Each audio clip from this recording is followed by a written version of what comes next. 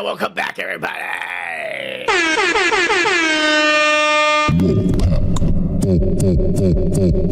Live. Cheers, Joko. This is for you, motherfucker. I need some volume up in my headphones right now. God damn it. I don't have a white guy here working. If not, all this shit will be being done for me. Cheers, Joko. Let me hit it for you, motherfucker. I want to have the world's most comfortable pair of ultra soft.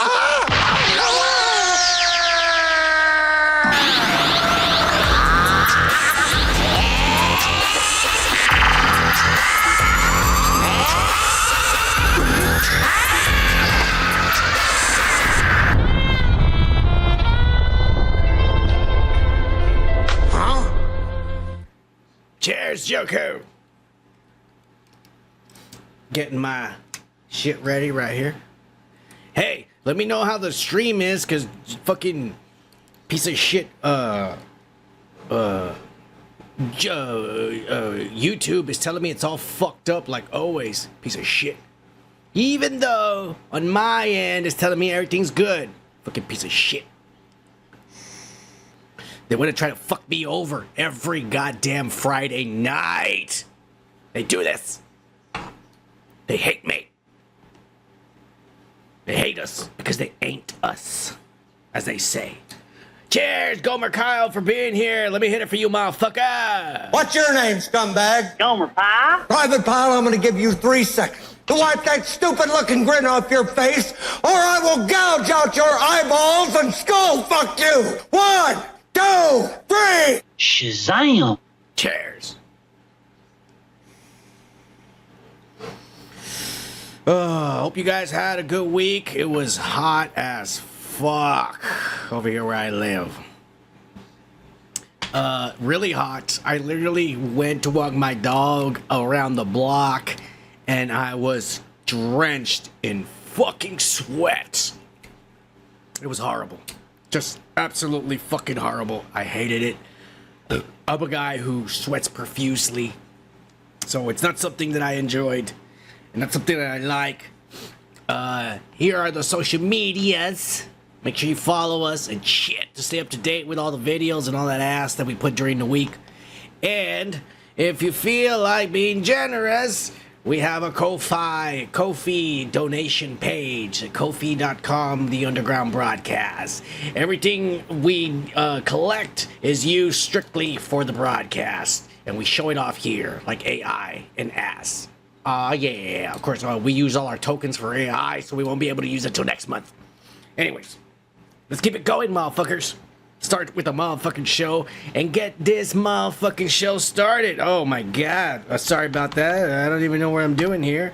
Like I said, this show is run by a fucking guy who's on drugs and on alcohol. Probably shouldn't be pressing any of these buttons right here in front of me, but since I don't have any money to hire anybody, I gotta press the buttons myself. Anyways, let's get this show started. And we're gonna get it started with the goddamn weekly political breakdown news or some shit. I don't know. I forget the script. I don't have a script. God damn it. Enjoy. Is this on? Hello, hello, hello. Hello, no ho. Okay. In the Ice Age, how much taxes did people pay? Richard Nixon, surprisingly, had problems. You could experience everything from a plane crashing into our trade center to a... The dark side is very powerful in Biden. That's a banana republic without the banana. I'm being indicted for you. Thanks a lot. Jesus was arrested. His gaggle of crackpot lawyers. I'd say sometimes to a lawyer, are you sure you want to represent me? His weight is listed 215. He looks good, and he looks hard. She'd rather let What? Cheers, everybody. God bless American politics. They're very entertaining. Well, let's get into it. We have to get into it. Because not a goddamn week goes by that this man doesn't accomplish the accomplishments, the list of accomplishments this guy's getting done is ridiculous. So let's get into the man of the hour, none other than Donald J. Trump, our 47th president of the United States of America. God damn it. When Mexico sends its people, they're not sending their best. They're bringing drugs. I want to build the wall. We need the wall. But we have some bad hombres here, and we're going to get them out. All right. This week, after we started freaking the fuck out last week, when India and Pakistan started going to fucking war with each other and threatening the world with nuclear war. It was getting pretty goddamn tense. 3 days.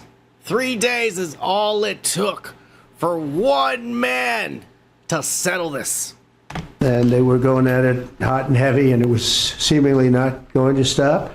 On Saturday, my administration helped broker a full and immediate ceasefire, I think a permanent one, between India and Pakistan, ending a dangerous conflict of two nations with lots of nuclear weapons. And they were going at it hot and heavy, and it was seemingly not going to stop. And I'm very proud to let you know that the leadership of India and Pakistan was unwavering, powerful, but unwavering in both cases, and having these. They really were, from the standpoint of having the strength and the wisdom and fortitude to fully know and to understand the gravity of the situation. And we helped a lot. We helped a lot. Yeah. You want to know how he stopped the goddamn World War III? He literally called them, both of them, India and Pakistan, and he said, all right, you motherfuckers, whoever doesn't stop firing, that's the person we're gonna cut all trade with. He threatened whoever who does not stop firing, we're not trading nothing with you anymore, period. And both countries immediately stopped firing at each other. That's right, because they can't live without the U.S. products. The U.S. dollar, they feed us all that shit, and we feed it back. All those fucking shits you buy from Wish.com and from motherfucking, what's it called, Temu and all that ass. All that's coming from shit. All your call centers, your AT&T call centers, and all these fucking Pakistanis are over there fucking answering the phones and shit. They need commerce. So they bend the knee and they stop fighting. For one man and one man only. And India and Pakistan's, they were happy as fuck that they finally have somebody with the balls to threaten motherfuckers with actual action. That's right. Because we actually have a man of action in the goddamn White House. For once. Not a guy with empty fucking promises who says, I'm gonna do this and I'm gonna do that. 4 years go by and everything's still the same or probably worse. Not this guy. Not this guy. All right? Don't listen to fake news. You gotta look at alternative sources and find out what's really going on in the world. God damn it. They got you brainwashed in this goddamn country. Fuck. This whole episode tonight, it's gonna discuss the brainwashing of our American culture. Happens a lot. It happens a lot. Yeah. God bless Trump. We have a leader who stands for action. And then they say, it's the man. The tariffs are still there, and it's still like a big, everyone's suffering. Oh yeah, gas went down, motherfucker. And I actually went and bought 3 bags of groceries. And usually when I buy 3 bags of groceries, I expect to pay $70 to $80. 3 bags of groceries, I only paid $40. I was like, what? What's happening? Maybe I should start buying the more expensive brands now. Oh yeah, check! live. All right, motherfuckers. Let me tell you one thing. Fucking Trump has put a snap down to all of this ass.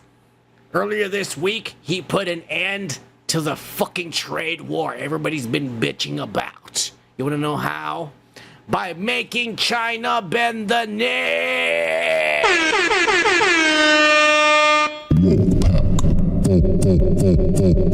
Live. This is exactly what I said last week was gonna happen. What did I say? I told you Trump is gonna squeeze these motherfuckers for tariffs for a reason, so they can all make deals, cut a deal and shit.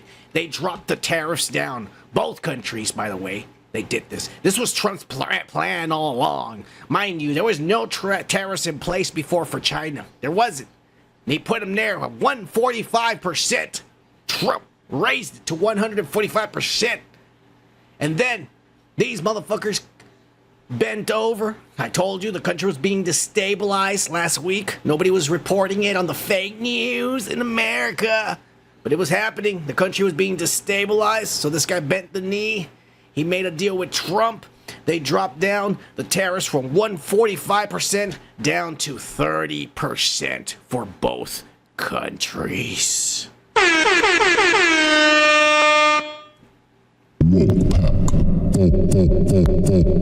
Live.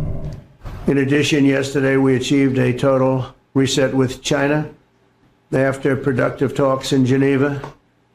Both sides now agreed to reduce the tariffs imposed after April 2nd to 10% for 90 days as negotiators continue on the larger structural issues.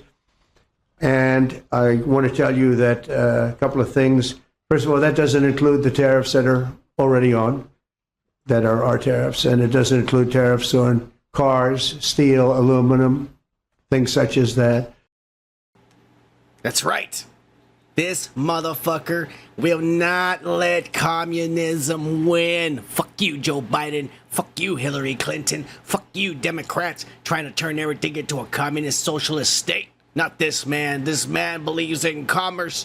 This man believes in the American way. He believes in capitalism. He believes in money. God damn it. Of course, all of this amazing fucking deal actually had an impact for the first time in over 5 years on the stock market. Yes, my friends, in one fucking day, over $2 trillion were poured into the United States economy through the stock market. Everything went up. Everything. Well, except for that one little thing, but that doesn't count. Everything went up. And the goddamn Democrats can't say nothing about it. Where is them complaining about it? Where is them fucking bitching and shit? They had to look for something to complain to Trump about. You know what they were complaining about? There's a white family he's importing over from South Africa. And that's what the motherfuckers are complaining about. They say, oh, he wants to deport motherfuckers, illegals, and foreign people. All right, well, he's trying to bring a family from South Africa to the United States. And now they want to complain, oh, yeah, but they're white.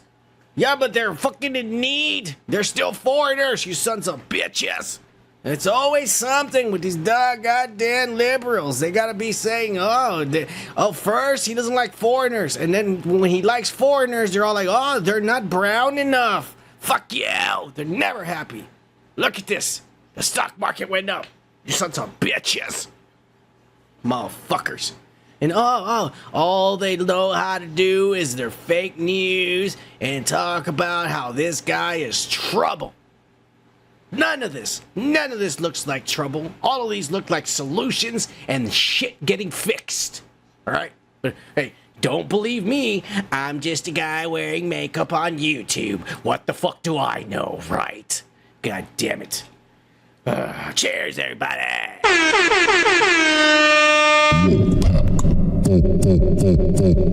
Live. Don't forget to hit the like, subscribe, and all that ass, motherfuckers. Yeah. But if this wasn't enough to convince you that this is a man of fucking action,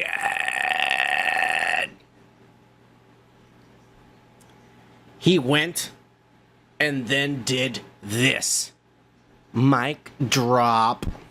But starting today, the United States will no longer subsidize the health care of foreign countries, which is what we were doing. We're subsidizing others' health care. Countries where they paid a small fraction of what for the same drug that what we pay many, many times more for.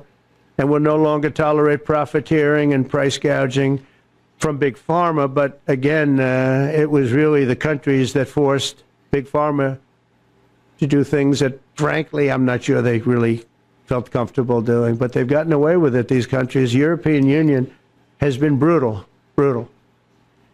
Some prescription drug and pharmaceutical prices will be reduced almost immediately by 50 to 80 to 90%. Big Pharma will either abide by this principle voluntarily or will use the power of the federal government to ensure that we are paying the same price as other countries. Unprecedented. Big Pharma will abide to what I'm fucking telling them to do to lower the prices of medication. Or else we're going to use the power of the federal government and the Marines to go in there and murder all of them. Or we're just sent a couple of drones. Like that, motherfucker. We got Elon Musk with the Starlink. That motherfucker can drop bombs from space. Big Pharma, you're fucked and you're cooked. And what happened? All their stocks dropped that fucking Monday. Everything went up. And the fucking billionaires that have been bleeding the shit out of every fucking buddy who's got diseases and shit that's uncurable, that they do have cures for, by the way, but it's better to give you a fucking pill that'll keep you sick longer so that you can keep on paying money. And that's how the system works. Look at what he just fucking did. God damn it. What Obama promised you, what Biden promised you, what Clinton, what everybody's always been promised you. We're going to lower the price of prescription medication so that old people don't have to pay so much, so that gays don't have to pay $100 for a fucking pill to live every day with AIDS, so that motherfuckers can keep on living with a cancer and all this fucking shitting ass. Your fucking diabetes injections are costing you $70 for a little fucking shit of insulin. Not anymore. Trump says not anymore. If Africans are paying 20 cents for a bottle of insulin, Americans are going to pay 20 cents for a bottle of insulin. Where the fuck are all the Democrats talking shit about this? Something Obama said he was going to do for you. The rapist did. Something Biden said he was going to do for you. The racist did. Yeah. It's true, motherfuckers. I'll tell you one thing. Fucking Bobby Kennedy and Bernie Sanders shat themselves when this guy fucking said this. They couldn't fucking believe. Hey, Bobby, what do you fucking think? I think this is amazing. President Trump, you saved America. I cannot believe you actually did this. You son of a bitch. Ah, cheers, Bobby Kennedy.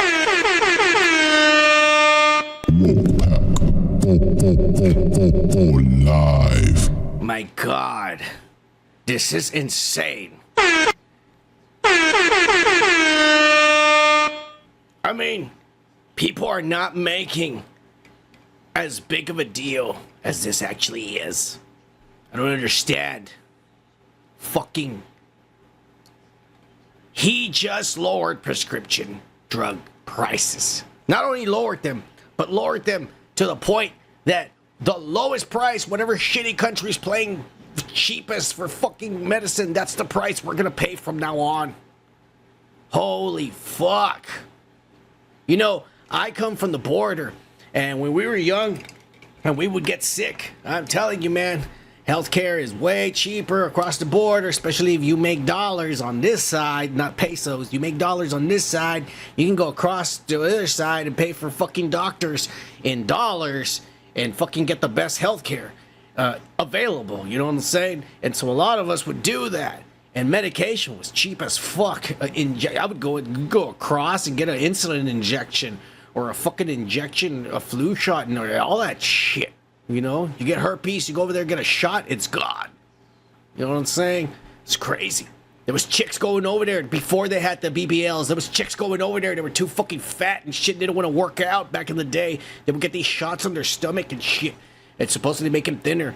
I told those bitches they were being stupid. They were just getting fucking water pumped into their guts and shit. They're being idiots. I think that's probably what happened because a lot of them stay fat. Oh yeah, cheers!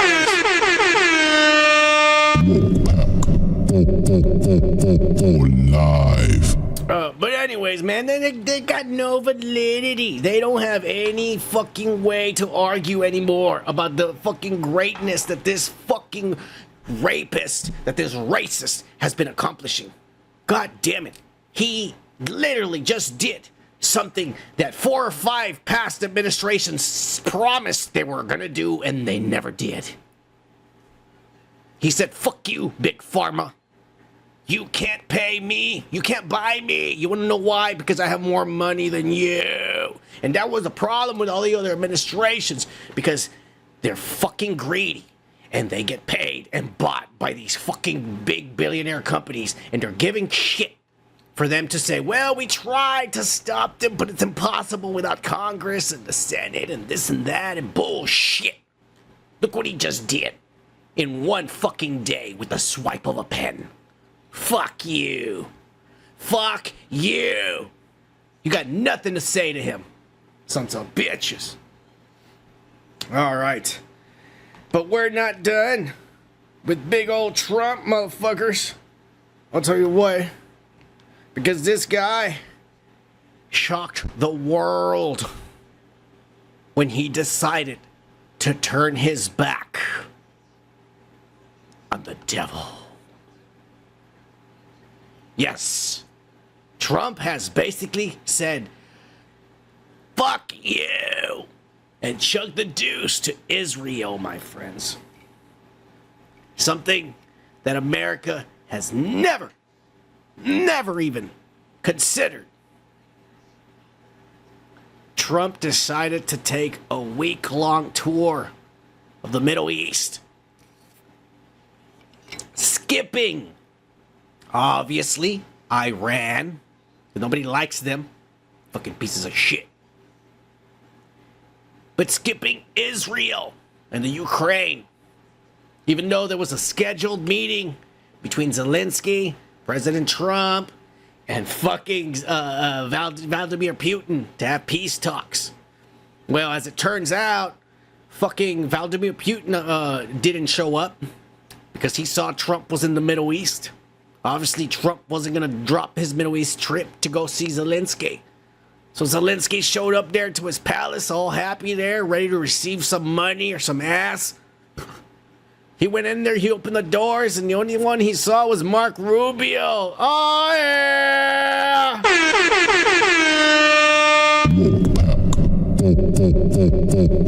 Live. So yeah, they screwed over Zelensky, and apparently he's pissed. He's been going all over the TV over there talking shit, but nobody gives a fuck about Zelensky. We're talking about Trump not giving a fuck and doing whatever the hell he pleases.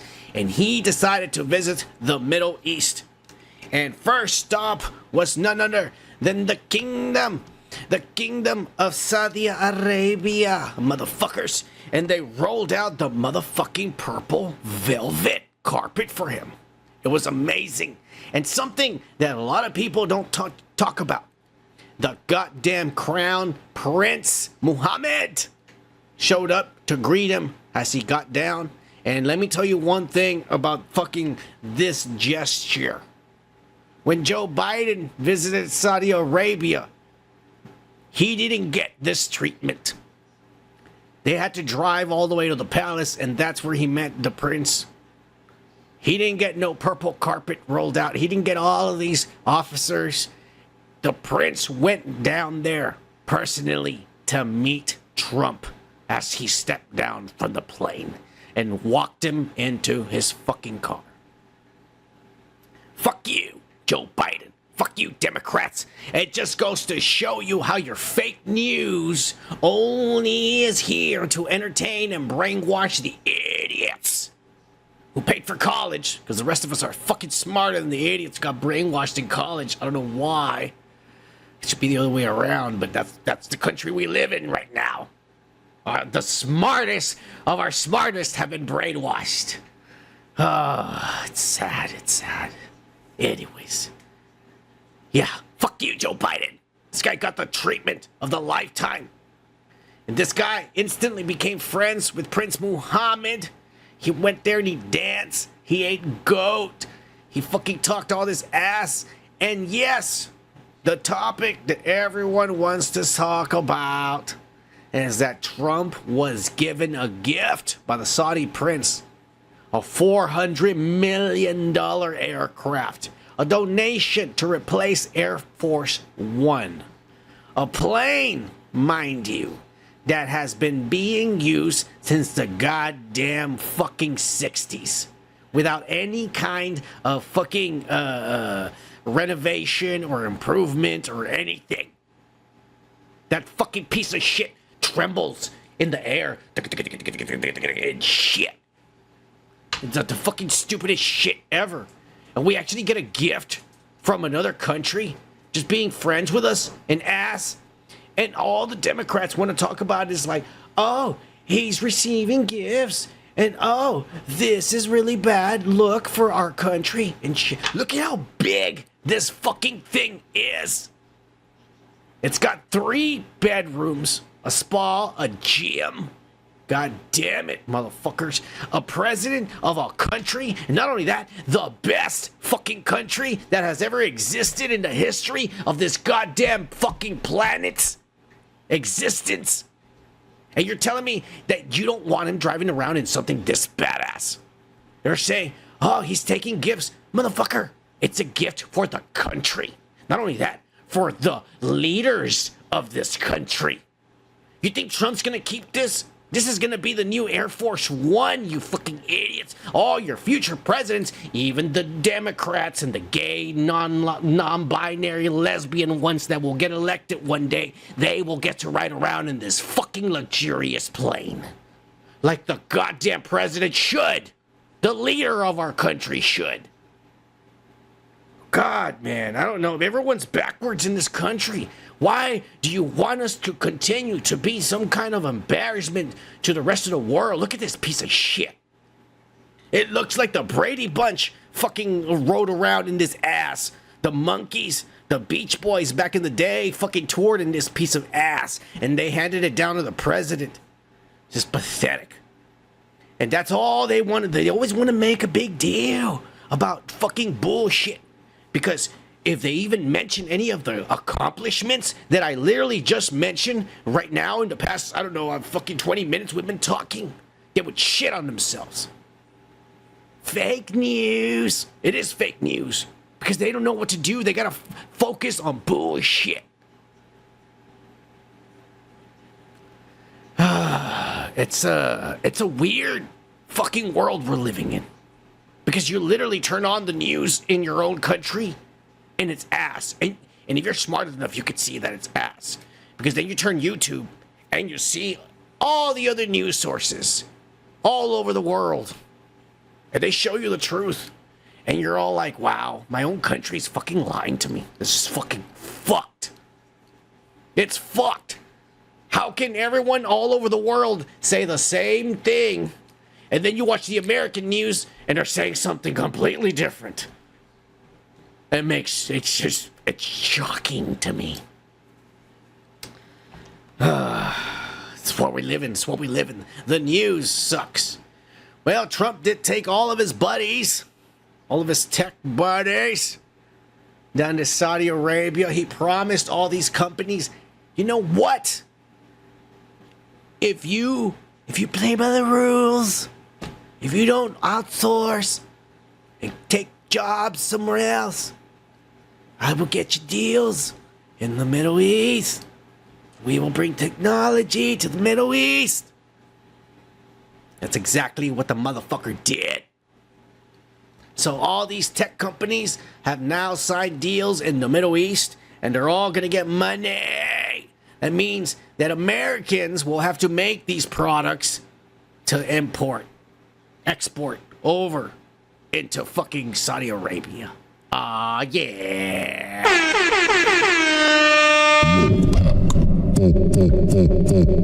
Live. Not only that, but when those fucking nerds that get hired for these companies, suddenly they're all like, hey, there's going to be a position open in Dubai with a raise.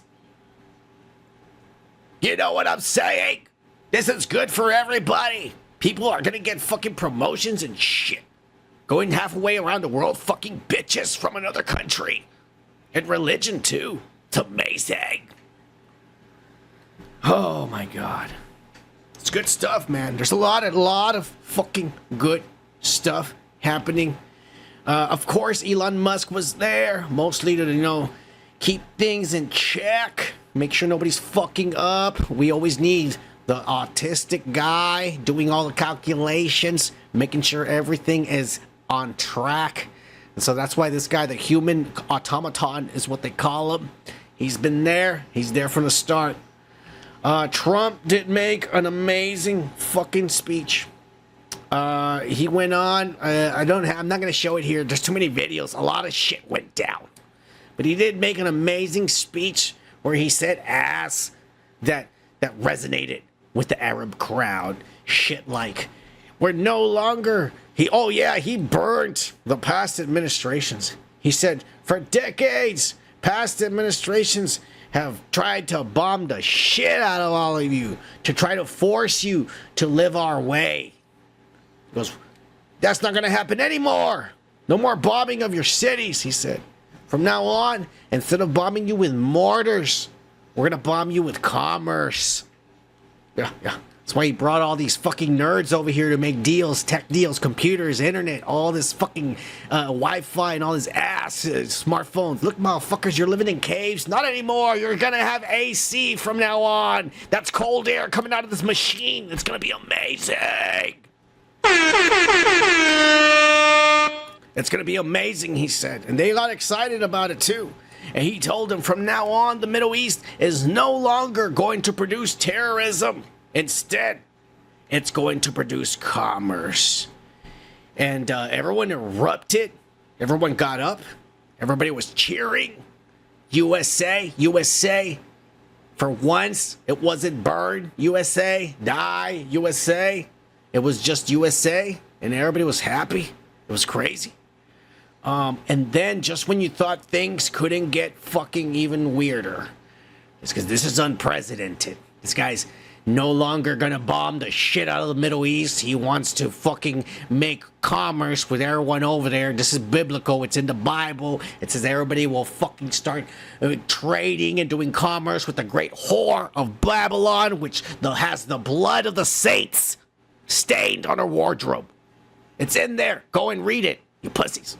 Anyways, the unprecedented and biblical suddenly happened when Trump dropped the biggest mic drop. I will be ordering the cessation of sanctions against Syria in order to give them a chance at greatness.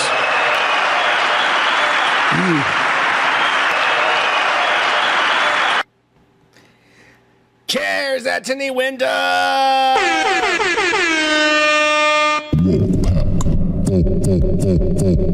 Live. Yeah, motherfucker, let me get a new beer for you just because you just got here and shit.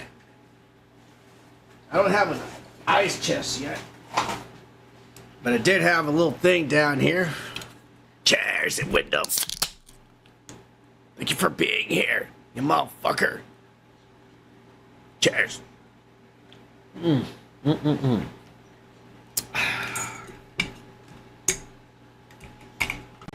All right, let me play that again real quick.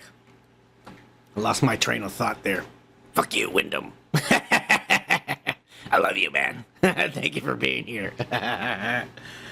Anyways, all right. Yes, Trump dropped the biggest bombshell on everybody. I will be ordering the cessation of sanctions against Syria in order to give them a chance at greatness.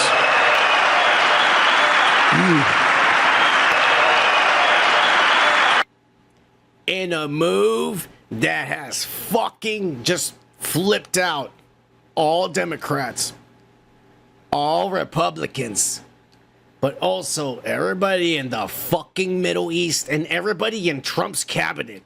I don't even think they knew he was gonna do this.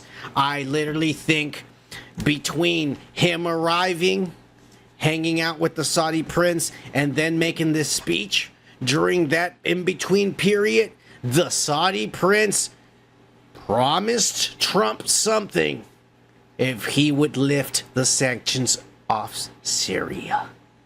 And whatever he promised Donald Trump, well, let's just say it's gonna benefit him a lot. What the fuck? Syria will now be able to trade not only with the United States, but with everyone. Now that they have a new leader, it was a young guy, some tall Arab guy that Trump, I don't have the picture here, but Trump even met with him. And Trump said in that interview, what I wouldn't do for you, my prince, what I wouldn't do for you, my prince. Oh!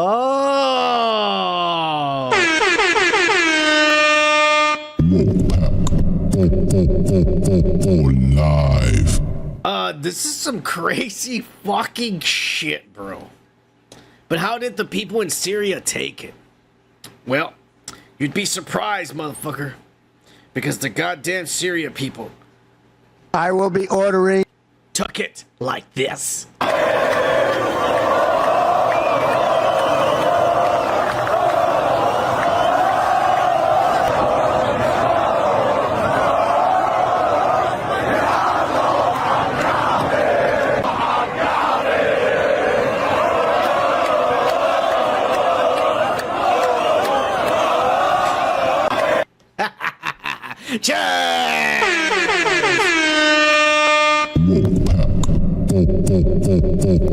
Live.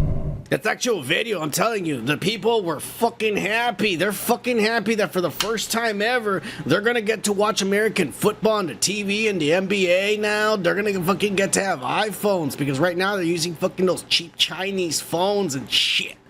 Not anymore. You're gonna get Samsungs. You're gonna get fucking iPhones and fucking Androids and shit. IGs. None of these fucking Hawaii's, that shit over there from China. You're not gonna get those phones anymore. You're gonna get the good shit. You're gonna get PlayStations. You're gonna get fucking Skynet. What's it called? Not Skynet. You're gonna get that shit that Elon Musk has. The internet in the sky. They're happy. They're happy as fuck. McDonald's, Burger King, it's all coming to you. Even Starbucks. Look at them, happy for it. They're happy for it. God bless them too, man. They need it, man. Why the fuck should these people not have the same shit that we have? Why the fuck should not they have a McDonald's down the street if we have it? It's killing us. It's giving us diabetes. Why the fuck shouldn't it be doing it to them too? Why the fuck does their country have to have bombs all the fucking time? Trump is changing that. He said, no more bombing each other. You're gonna live like us. Like fat, ungrateful Americans. Not giving a fuck on drugs. Cheers!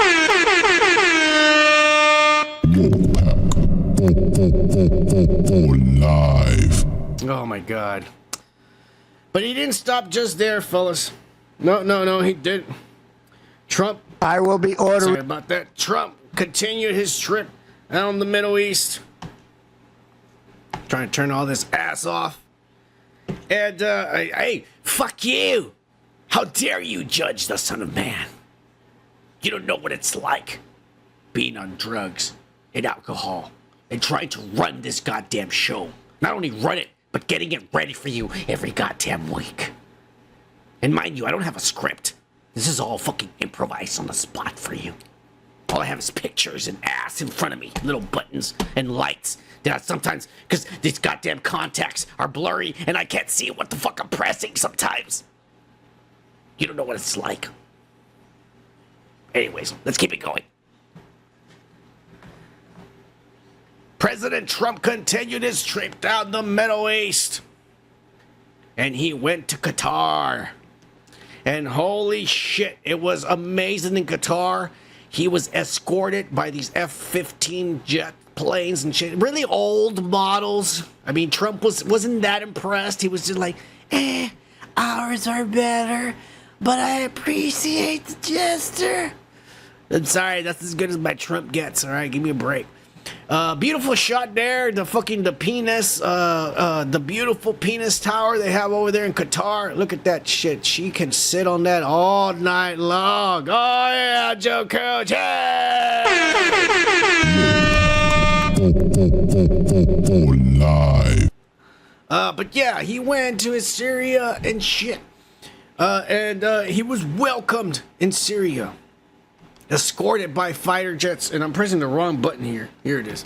Escorted by fighter jets like a god in the sky in a chariot of fire. They said, Helios. He went and he was greeted by none other than Qatar's Emir Tamim bin Hamad Al Thani.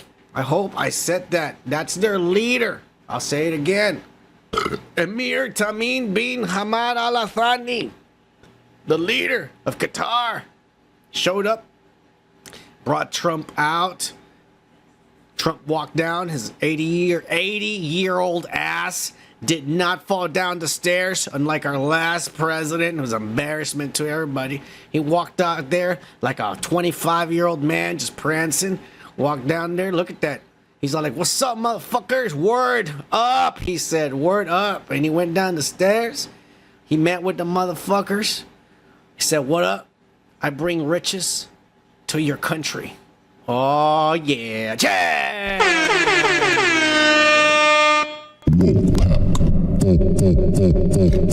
Live.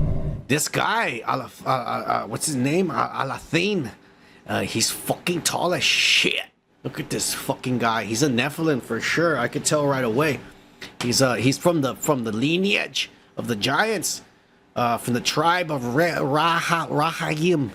Right. I know what I'm talking about. I've read the books, you bitches. Anyways. He escorted Trump into his private limo.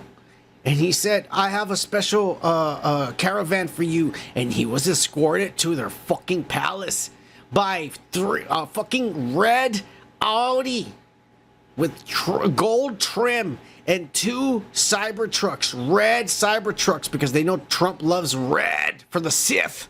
God damn it. He brought 2 fucking Cybertrucks. And they didn't have drivers. They were self-driving cars, just to show off, to saying, "We bought this shit from Elon Musk in tribute, and we're using his technology," they said, "from now on." And they brought Trump along, and they had a bunch of fucking ninjas in motorcycles also in front of the caravan. I'm sorry. In Saudi Arabia, they're not called ninjas, they're called assassins. All right, they're like Assassin's Creed. That's where they come from. All right, the assassins are actually Arabs. That's where they come from. Assassin's Creed, they were born in Arabic over there. Sons of bitches. Give them some credit. Like a fucking god. Look at this. Joe Biden, Bill Clinton, Obama, his black ass was never pampered like this. God damn it!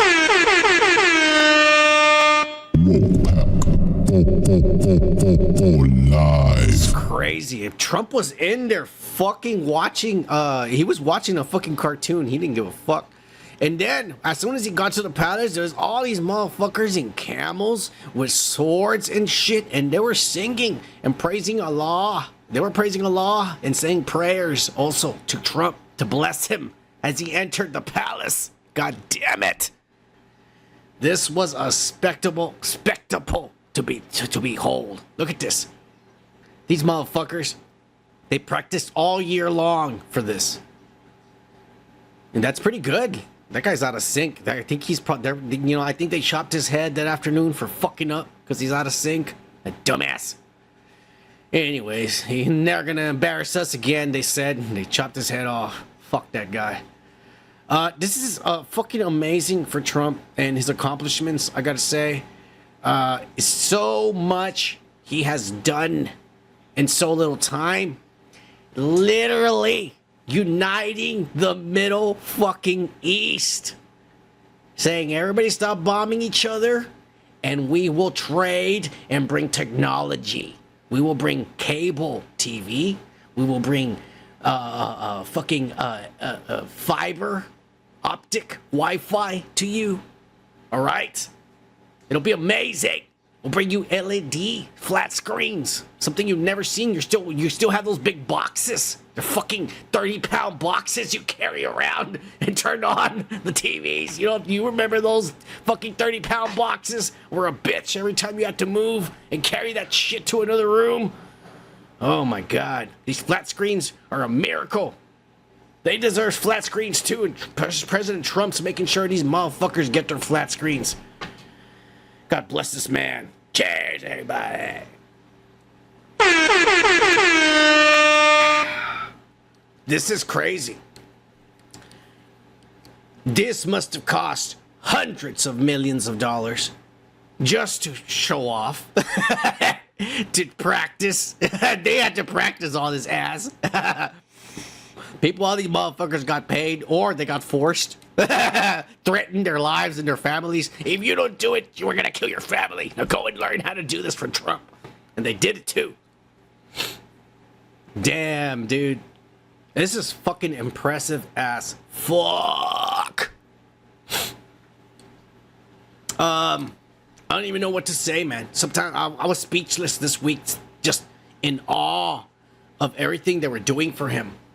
That, quite frankly, they've never done for any of our other presidents. Let's be fucking honest. I've never seen anybody in the Middle East do this for them. Even though every time these motherfuckers showed up to the White House, they rolled out the red carpet for them. This is fucking beyond anything. This is like a goddamn rock star. God just arrived and they did everything they could for him. It's fucking insane. This is something that has never happened. I mean, I don't even know how to explain this. The Democrats have nothing on this guy. They have nothing. They've tried this week to trash him. They talk about that white family he's trying to import from South Africa. They were complaining. Motherfuckers complaining that he doesn't like the immigrants and shit. Well, he starts trying to help a family from South Africa that their farm got, they killed their dad and they took their farm and they got away, and he's trying to bring them over here, the family. And then the Democrats are pissed because they're white. Motherfuckers, they're foreigners. First you're complaining because he's kicking out the foreigners. Now he's trying to bring in foreigners, and you're all like, oh, they're not brown enough. They always got to find something to complain about him. They're assholes. Look at what he's doing.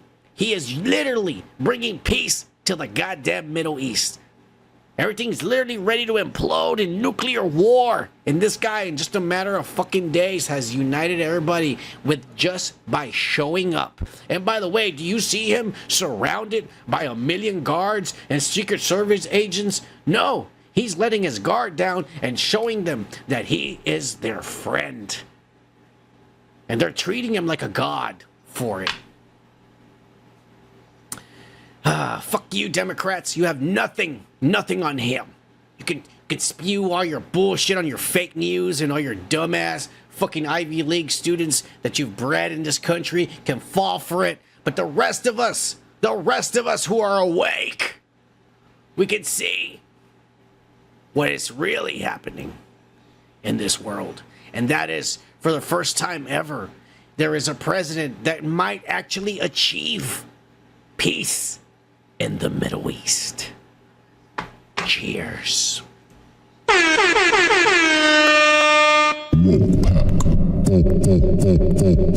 Live. And Trump told these motherfuckers, y'all motherfuckers, if you play nice, I'll play nice with you. Motherfuckers didn't believe him. Trump took a bunch of these motherfuckers with him. Guess what Trump did? Trump got Boeing a $96 billion deal in Qatar to fucking supply them with jets and airplanes and shit for their fucking, because they don't have airplanes, commercial airplanes the way we do. So now Boeing has a deal to supply fucking Saudi Arabia with planes, $96 billion to a company. You want to know what those $96 billion to Boeing? I know motherfuckers, I already hear all the liberals. Oh, the rich are getting richer. The billionaires are becoming more rich. Motherfucker, who do you think's gonna make those airplanes? We don't have robots yet. Elon Musk is way behind on that shit. It's gonna be people. There's gonna be jobs created. There's gonna be raises. Motherfuckers gonna say, well, I don't wanna do that. Okay, well, I'll pay you overtime. Well, fuck yeah, I'll do it. Fuck yeah, I'll do it. What do you think's gonna happen, you idiots? It's called money. To the country. Not only that, but he did make a controversial deal. He did sell them $100 million worth of defense, probably, systems and rockets and ass like that. But the agreement was, I'll sell you fucking defensive weapons, but you have to invest $600 billion in America. Come to our country, make companies, make jobs, build shit over here, because you love building towers that look like dicks and diamonds and shit. Come do that over here in America, but spend $600 billion in American soil, and I will sell you your defense system. And that's what he did. Fuck you, Joe Biden. Fuck you, Obama. Fuck you, Nancy Pelosi. And fuck you, Kamala Khan. Look at what he's done in so little time.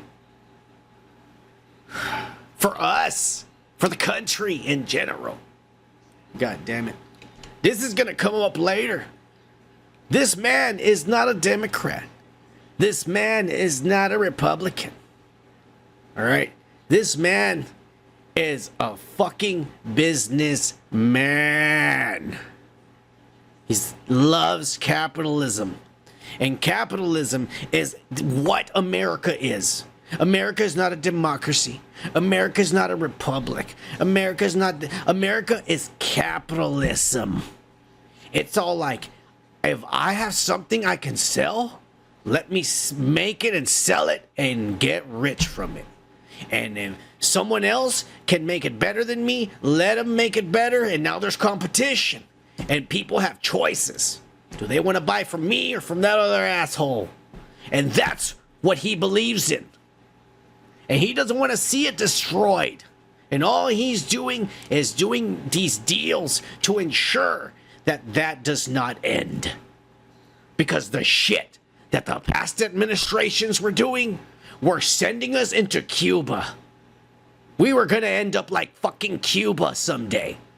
And it was going fast. God damn it.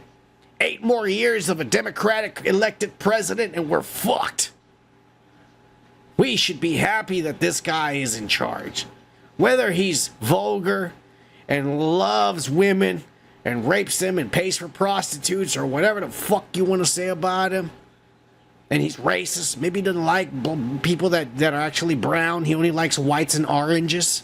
He likes oranges. But you know what? He actually likes this country. And he wants to make sure it stays alive. And you know what? You and I live in this country. And you should be happy that he's trying to make sure that it stays alive. That's all I'm trying to say. Cheers. Cheers to Donald Trump, by the way. Crazy motherfucker. One of the realest motherfuckers. Everybody that's down there right now. Well, except for maybe Reagan. But all those motherfuckers were fake. They pretended to be someone they weren't. Trump, I mean, you've seen him talk. He's, oh, you know what? I'll give it to George W. to Walker. That motherfucker's an idiot. And when he didn't read what was in front of him and talked, you knew that's who he was. George W. showed us his true self a lot. He was one of the fucking idiots that would go off script a lot. God bless him. He was very entertaining. I actually like George W. He was entertaining as fuck. Oh my god. All right. Anyways, a week-long trip of greatness, my friends. I can't wait till he gets back to the United States to show off and brag about all his accomplishments, and we'll see whatever the fuck the Democrats try to spew out and fucking say about him. Fucking idiots. A week of accomplishments. All right, he secured peace over there between India and Pakistan. Secured trillions of revenue for the U.S. in deals with Saudi Arabia and Qatar. He brought the world closer to peace, because he even mentioned that he would let Iran lift their sanctions if they promise and let us inspect that they shut down their nuclear program. So the cards are on the table. A lot in 1 week.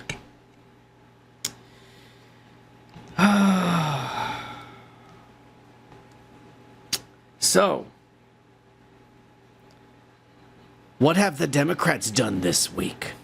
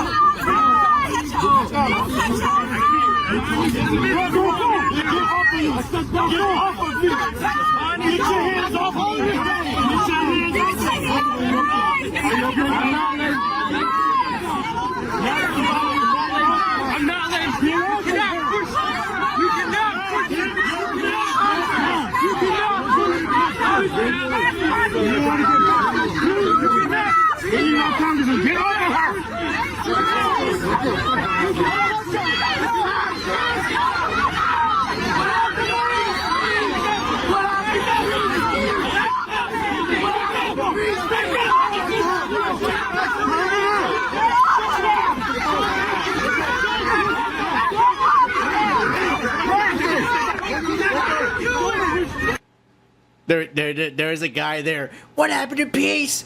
What happened to peace?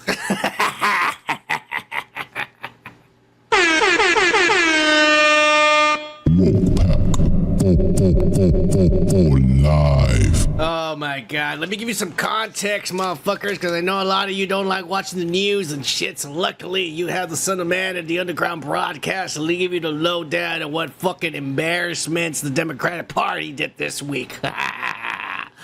Oh my god. Congresswoman, and yes, she does identify as a woman, people, LaMonica McLever took a bunch of woke activists down to the New Jersey ICE detention center and demanded they be let in.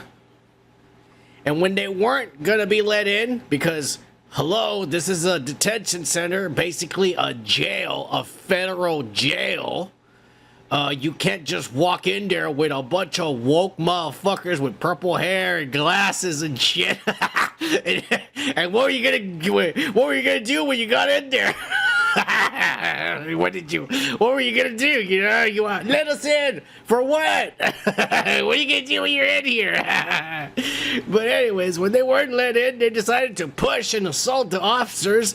And as you saw what happened, they had no choice but to bust her ass and arrest her and shit. And they think that they've done something great and they're proud of it. They're proud of it. They're showing off while Trump is over there literally bringing world peace and commerce to the United States. These assholes are disrupting society. And they feel that they are the brand new hippie movement from the 60s who are against the establishment and against authority and shit.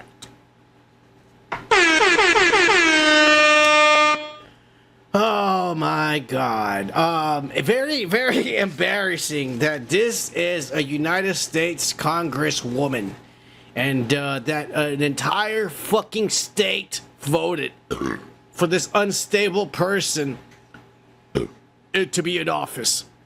Because what kind of elected official leads a mob down to a detention center and then creates chaos and gets arrested? A nut job that should have never even been allowed to run for office. That's all I'm fucking saying. Very, very embarrassing. But unfortunately for the Democratic Party, the embarrassments don't stop there, my friends. Because this week, while Bobby Kennedy was trying to make friends with Bernie Sanders and some of the other Democratic congressmen and senators there, because now that Trump lowered pharmaceutical prices, something that everyone across the board was asking for the past fucking 2 decades, and no one ever did. Thank you, President Trump, by the way.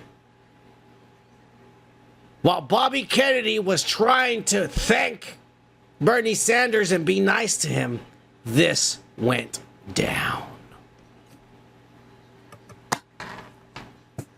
And thank you, Senator Sanders. I just want to begin by saying I know how determined President Trump is for us to have the lowest drug prices in the world, as between Europe and the United States. And I also know that he doesn't care how we get there. That's where he wants Americans to be. And he said, I don't know how many times since, I've been involved with him, the budget I'm presenting today supports these goals and reflects.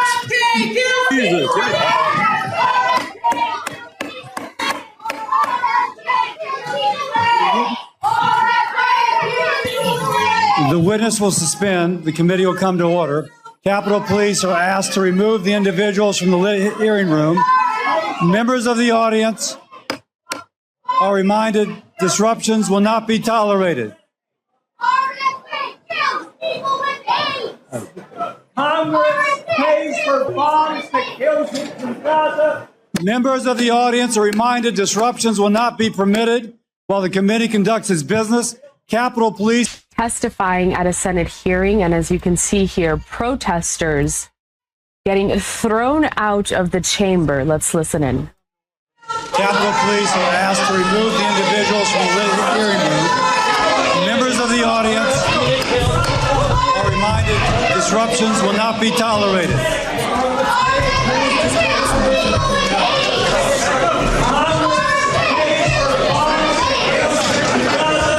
Members of the audience are reminded disruptions will not be permitted while the committee conducts its business. Capitol Police are asked to remove the individuals from the hearing room.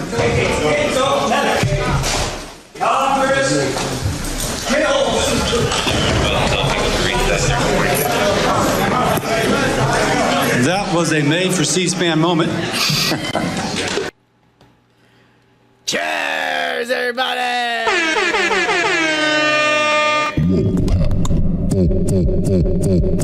Live. God bless the liberals of this country, because god damn it, they sure do make fucking for good entertainment, I gotta tell you.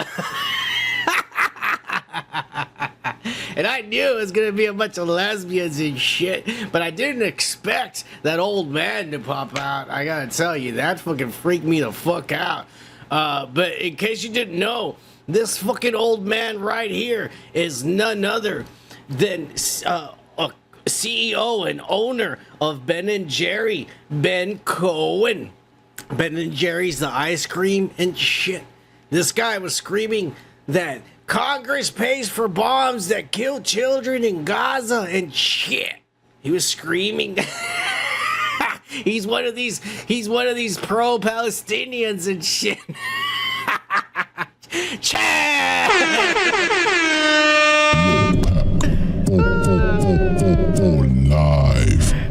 my God. This guy has too much money on his hand that he just wants to go get arrested. He got arrested. He went to jail for the afternoon. But you know this guy's a billionaire for selling ice cream across the fucking world and shit.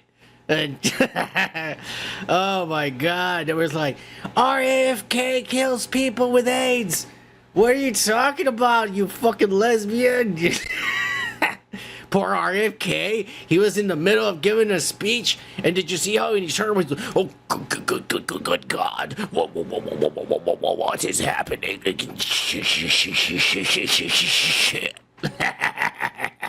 Oh my God. RFK is like if Porky Pig had fucking throat cancer. Cheers! World order.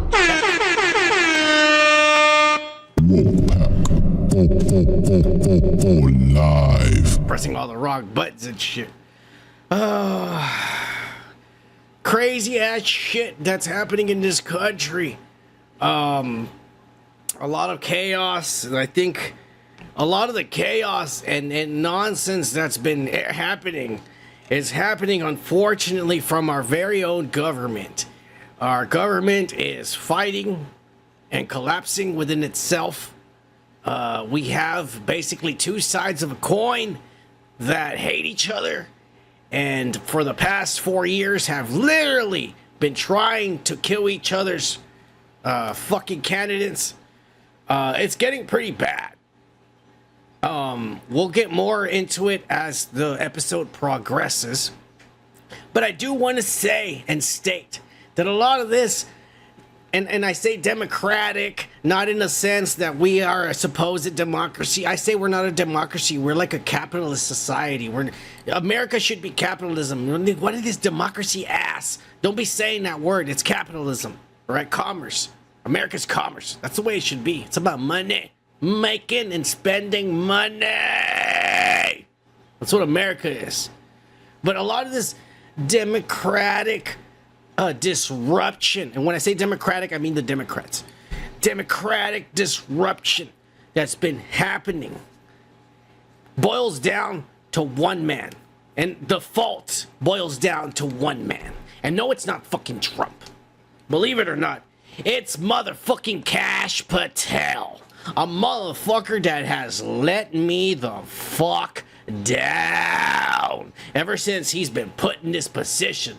You son of a bitch. I thought you were the man who was gonna get shit done. They grilled his ass this week. I don't have the video. I'm sorry, you guys. We have a very long show. If I show you everything that happened this fucking week, we'd never get done. Anyways. They grilled him this week at a Senate hearing, and the only thing he could ever say, they kept on asking him, why haven't you arrested this? Why aren't you investigating this? Where are the Jeffrey Epstein files? What the fuck are you doing over there, you son of a bitch? He says, oh, there's just a lot of paperwork. There's a lot to do and shit. This motherfucker just took a position where he went in to a desk full of files with information that would completely blow everyone out of the water. And he is afraid to handle it. Because no matter what he does, someone is going to try to kill him if he does something about what's in front of the desk. In front of him. So, unfortunately, this pussy has one of the hardest jobs in the world because he's supposed to be arresting motherfuckers like the disruptors we just saw. Literally arresting them, convicting them, making examples out of them so that no one else tries to do it. Saying, hey, no one is above the law, even if you are a congresswoman or a fucking senator or a congressman. If you break the law, you're going to go to jail just like everyone else. If he started doing that, everyone would start being a pussy and stop fucking being corrupted. Unfortunately, this guy has a fucking desk full of files of everybody who's been fucking up.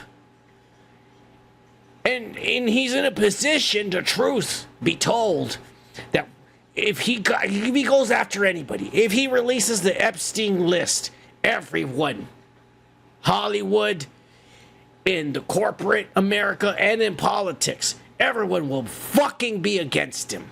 He will make an enemy of everyone. He's in a tough position.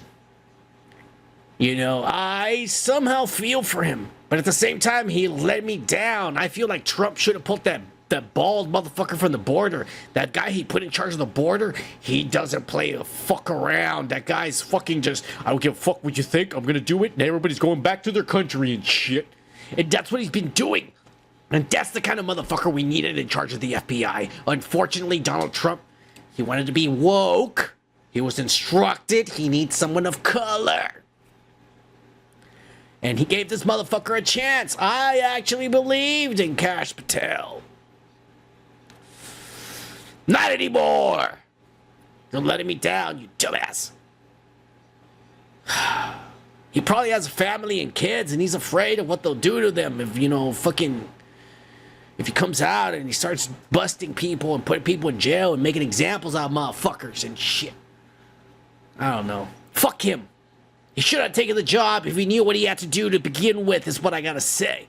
They need a hard-ass motherfucker's not afraid to take bullets and shit and say, you know, I don't give a fuck if you come at me with machine guns and shit. Motherfucker, you're going to jail. And I'm fucking your wife. Cheers!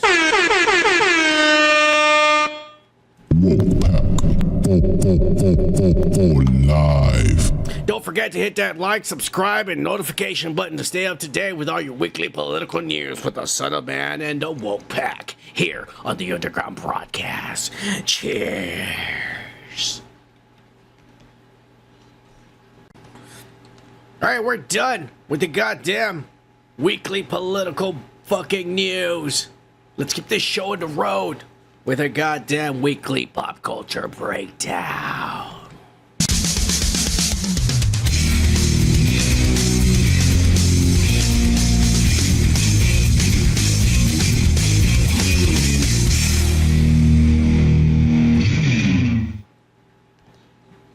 And this week, we're going to start off with a first advisory, more like a warning to everybody.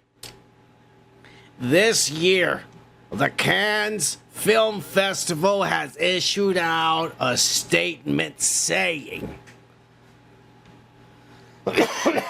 excuse me, that's not their statement, that's just me coughing, okay? God damn it, I'm dying. Doesn't matter.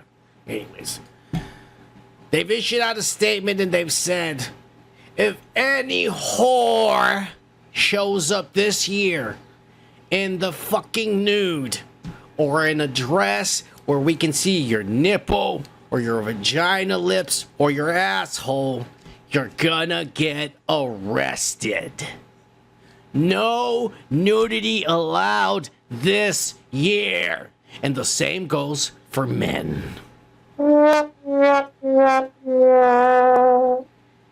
Now, people are saying that supposedly this has something to do. Now, this, like I said, this is just a rumor. I cannot confirm, nor can I deny the facts of this rumor. But people are saying that this is probably because of some unnamed celebrity icon and his younger, half his age wife. Or at least that's the rumor. No one knows why they suddenly implemented this fucking rule and decided to punish the fans of seeing their favorite actresses and rock stars in the nude. But like I said, unfortunately, that's just what's going to happen this year for everyone. Sorry, guys. Bad news. Anyways, moving on to what everyone's been waiting for. And god damn it, I sat here and I watched video after video. Because mind you, I realized, because I didn't know. Unlike the Johnny Depp case that completely blessed this channel, by the way. God bless you, Johnny Depp and Amber Heard, for giving us all that fucking content for us. And my mic just fell. I'm sorry for that noise. Let me pick it up here from the fucking shit. There. Thank you, Johnny Depp and Amber Heard, for your fucked up relationship, for giving us content. And unfortunately, this is a federal case, so no videos are allowed. So I've had to rely on transcripts and people that are in the audience, or should I say the courtroom, and have been tweeting or have been writing down as they're talking what they're saying. So it might not be accurate, but they're trying their best. All right. But let's get into it, because I know you're waiting for it. I know I am. Let's get into the nitty gritty Diddy. I thought I told you that we won't stop. I thought I told you that we won't stop. I thought I told you that we won't stop. I thought I told you that we won't stop. I thought I told you that we won't stop. I thought I told you that we won't stop. I thought I told you that we won't stop. I thought I told you that we won't stop. Yeah. Yeah, motherfucker.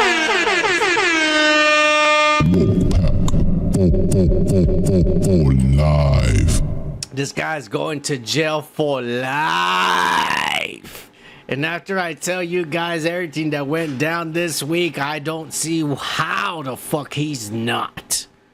I'll just put it to you like that. Oh my God. So they chose their jury after last week, after fucking interviewing thousands of potential jurors, rapists, racists, whatever motherfuckers they found in the streets. But they found the right motherfuckers for this trial, they said. We found the most non-biased motherfuckers that don't even know who Puff Daddy is. I don't know how there's a person out there that doesn't know who this fucking guy is. But apparently they found 12 of these motherfuckers that don't even watch television and masturbate all day long by themselves in their rooms and don't have jobs and live at home in their mom's basement and shit. Make YouTube videos and get 100 million views and subscribers because they pay for their fucking clicks and shit. Meanwhile, here we are with barely 600 fucking subscribers with only 3 of you watching me tonight. Anyways, let me keep going. God damn it. Getting off the subject here and shit. Witnesses were called up right away. One of the first witnesses was some lady that I'm just completely gonna skip because all she talked about was the beating from the Cassie tape that we've all seen and shit. So there's no point of recalling something that everyone already knows about. All right, he beat the shit out of her in a videotape. We all saw her. He was in a little towel. He was half naked. We don't know why. I speculated and told you all that he was in an orgy fucking a bunch of guys. And she said, "This is disgusting. I'm leaving." That's what I speculated that happened. And that he ran out there in a little towel because he didn't put his clothes on and beat her up. All right, that's what I was saying back in the day. This was like a few years ago and shit. I don't know, maybe a year ago and shit. But here we go. The second witness was none other than Daniel Phillips. This very tall, buff as fuck. This guy had big shoulders. He had big biceps. Big motherfucking biceps. He had big shoulders. I'm trying to work on my shoulders. It's really hard to get that. I don't know if you all know the exercise to get that shoulder, that little circle thing. I want that. He didn't have a neck from his shoulder. It just connected to his head like that. He didn't have a neck, kind of like Bobby Lashley. He did kind of look like Bobby Lashley. I'm not lying. He was big fucking pecs. 6-pack and shit. Probably had a fucking 12-inch dick, I imagine. They didn't show his dick. He was wearing pants, unfortunately. But he was a big guy. This guy apparently was a male escort. His name was Daniel Phillips, and he testified. And some of the stuff he said was fucked. He claims that he was called in, ordered by Cassie. And that as soon as he got there, Cassie, he thought he was going over there to fucking, for a bachelorette party. But when he got there, it was just Cassie. And she said, hey, I just, I want you to dance for me. And my husband's here. And he's there in the dark, sitting in that chair in the shadows. And that he didn't know it was Diddy, he says. He didn't know it was Diddy. It was a man. He didn't even know it was a white or black or Arabian or Asian man. It was in the dark. And that it looked like he had a bandana or a drape over his head. So he didn't want his head to be seen. That's what he said. But Cassie told him, like, he just wants to watch. He wants you to dance for me. That's it. I'm going to sit here and be sexy and, slap me with your dick or in my face and stuff like that. Just dance. And so he did it, and Diddy was there, and shit. And he was kind of like, he said, it was kind of like recreating the True Lies, And he said he even did the move that Jamie Lee Curtis did. Of course, he didn't fall because he's a pro. He didn't fall.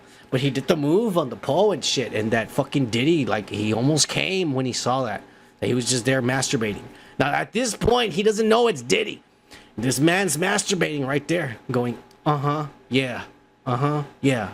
Take that. He's just going there by himself in the corner, in the dark, with a towel on his head or something. He said he had something over his head. He couldn't see his face. And so then, after he's done dancing, he slapped her around in the face with his dick and his balls or whatever. He danced and did a couple of moves or whatever. 20 minutes went by. That's about the time he cuts out. And Cassie went and told him, hey, hang on. My husband wants to know, if he pays you a little extra, would you be willing to do more? And this guy's all like, well, how much extra are we talking about? And she said $6,000. He only got paid $400 to, wave his dick around and dance like a pervert. Wait, $6,000 was a lot. I mean, he usually makes that in 2 weeks. He's going to make it in one night. Well, that's fucking good, if you ask me. I mean, if it takes you 2 weeks to make $6,000, I mean, quite frankly, it takes me 5 months to make $6,000. This guy makes $6,000 in 2 weeks, and now he's gonna make it in one night. That's a fucking good deal. So he says, what do I gotta do? And Cassie says, well, all you gotta do is fuck me in front of my husband. And whatever he says to do to me, do it. And he says, well, you're hot as fuck. And I think I saw you in a video on MTV. Yeah, let's do it. Fuck it. And so then this guy, he started doing it. He fucked Cassie. And he was doing everything Diddy was saying. He said, he told me, missionary and doggy and all this stuff. And tell her she's a whore and all these things. Diddy was instructing. He said he didn't know it was Diddy yet. He just said the husband at this point. Not he knew it was. I'll tell you. He gets to the point where when he found out it was Diddy. We'll get to that in a little bit. But at this point, he didn't know it was Diddy. He said the husband was saying these nasty things to do to her, and even though when I went in there and she was talking to me, it seemed like she wanted it. When I was actually fucking her, it seemed like she wasn't liking it. And then, every once in a while they would stop and they would go and drink this Iraq and shit. And they asked me if I wanted some. But they were acting weird and I told them no. And so I realized there was drugs in it and shit. And so this chick was like on ketamine and was getting really drugged and kind of like she was not even even there. And so I was like fucking a doll because she was like almost like, oh, because she was all on drugs at this point. And he said, well, I was just doing whatever Diddy told me. And he says it got to the point where I guess he got frustrated that I wasn't fucking her hard enough or something. And he got up and he pushed me aside and he took the drape from his face. And that's when I saw it was Puff Daddy. And he said, let me show you how it's done, playa. And he got in there and he's like, yeah. Ain't nobody hold me down. Ain't nobody gonna take my pride. Oh no. I gotta keep on moving, yeah. That's what he was doing, not me. I like that song a lot, though. I'm not gonna lie. Yeah.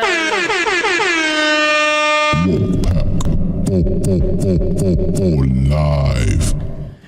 Pretty fucked up, and that's when this guy realized, well, this is fucking Diddy and shit. And that was pretty horrendous. Testifying what he said. But then it got worse because this guy said that at the end of it, you know, after he came or whatever the fuck, he came all over her on her chest, he said. That when he finished, because usually, I mean, if you're a guy, let me be honest with you, everybody, you have a penis out there. If you're not one of these non-binary transsexual motherfuckers that cut his penis off, if you still have a penis out there like I do, all right, some of us like to wear makeup and feel pretty, but we like having a penis, all right, motherfuckers. There's nothing wrong with that, you pussies. But some of us have got penis nose, and after you come, you gotta take a piss. And I advise each and every one of you to actually go and take a piss. That way you can get rid of some of that afterbirth or whatever that disgustingness that women have inside their vaginas and shit. You get it out. You avoid fucking urinary tract infections. You gotta take a piss, all right? Just do it as a precaution. You gotta filter it out, is what they say. But anyways, Diddy told him, don't go to the bathroom. She's gonna open her mouth and you need to piss in her mouth. Now, normally, y'all say, son of man is just running his mouth and talking shit. And, you know, all this ass. And I was like, hang on a minute. Usually, I'm not gonna lie, I am. Usually I am. But this is fucking what this guy said he did to Cassie. And later on, Cassie confirmed it when she was on the stand. But apparently, Diddy liked it at the very end, after they finished, for them to pee in her mouth. And that's what they would do. Wow. Goddamn. That is crazy as shit. Now, this guy left the stand. Daniel Phillips, male escort, looking like Bobby Lashley and shit. P. Diddy was there. It wasn't so bad because they said, well, that's just a fucking buff black guy.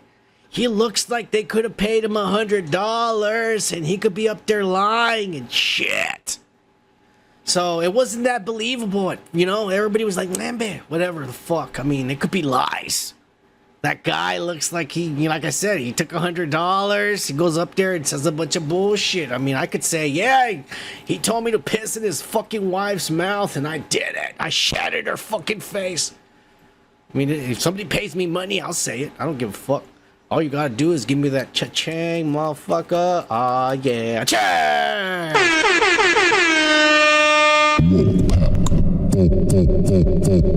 Live. So that's what I thought when I heard this testimony and shit. So I was like, all right, let's see what else they bring on. And then they brought out fucking Cassie. And before they brought her out, his defense quickly stopped. Your Honor, can we speak really quick? Okay, I'll approach the bench. And they brought him in. They said, what do you want? What do you want? Diddy's lawyer. And Diddy's lawyer's all like, can we first bring out Cassie? Like, and then after she sits down, then bring out the fucking jury. And then the fucking judge was like, why? And they're like, well, we don't want the jury to see her pregnant because then they're going to sympathize.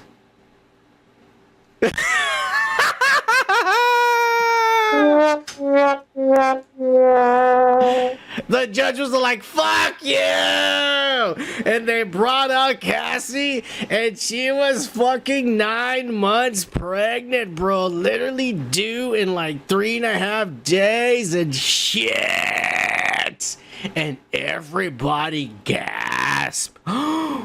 Holy shit. No one could believe that this chick, no, mind you, all right, she was in a relationship with Puff Daddy. I want to say fucking 10, 15 years ago. All right. So a long time has passed. She is married now, and she is having her 3rd child with her white husband. She doesn't like black men anymore. I don't know why. But here we go, man. They set her down, and what I am about to tell. Well, my friends, makes Vince McMahon's fucking allegations sound like Sunday church, my friends. Oh, I hope you guys are ready. I hope you guys are strapped in. I had to write notes down with so much that was fucking exposed. So if you don't know, let me fill you in. Cassie was signed to Bad Boy Entertainment at supposedly 19. Now, most of the time, and this is the truth for these labels, back in the day, the artists are a lot younger than what they say they are.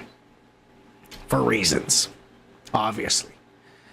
So, not only that, but sometimes they have the artist working there before they're actually officially promoted and shown like, oh, here she is, newly signed, even though she's been there for 3 years. So the point is, this little girl had been there with Bad Boy Entertainment from at least around when she was around 18 or 19 years old age. And right away, this motherfucker saw that this little girl likes the fame and fortune, and that this is all amazing to her, and I'm going to grab her by the pussy, as President Trump would say. And so he did, according to her. And she liked it because she's young and stupid. And she thinks she's in love because when you're 19 or 18, you don't know what love is. So some guy grabbing you by the pussy feels good, and you say this is love. And so that's what was happening. She was his artist.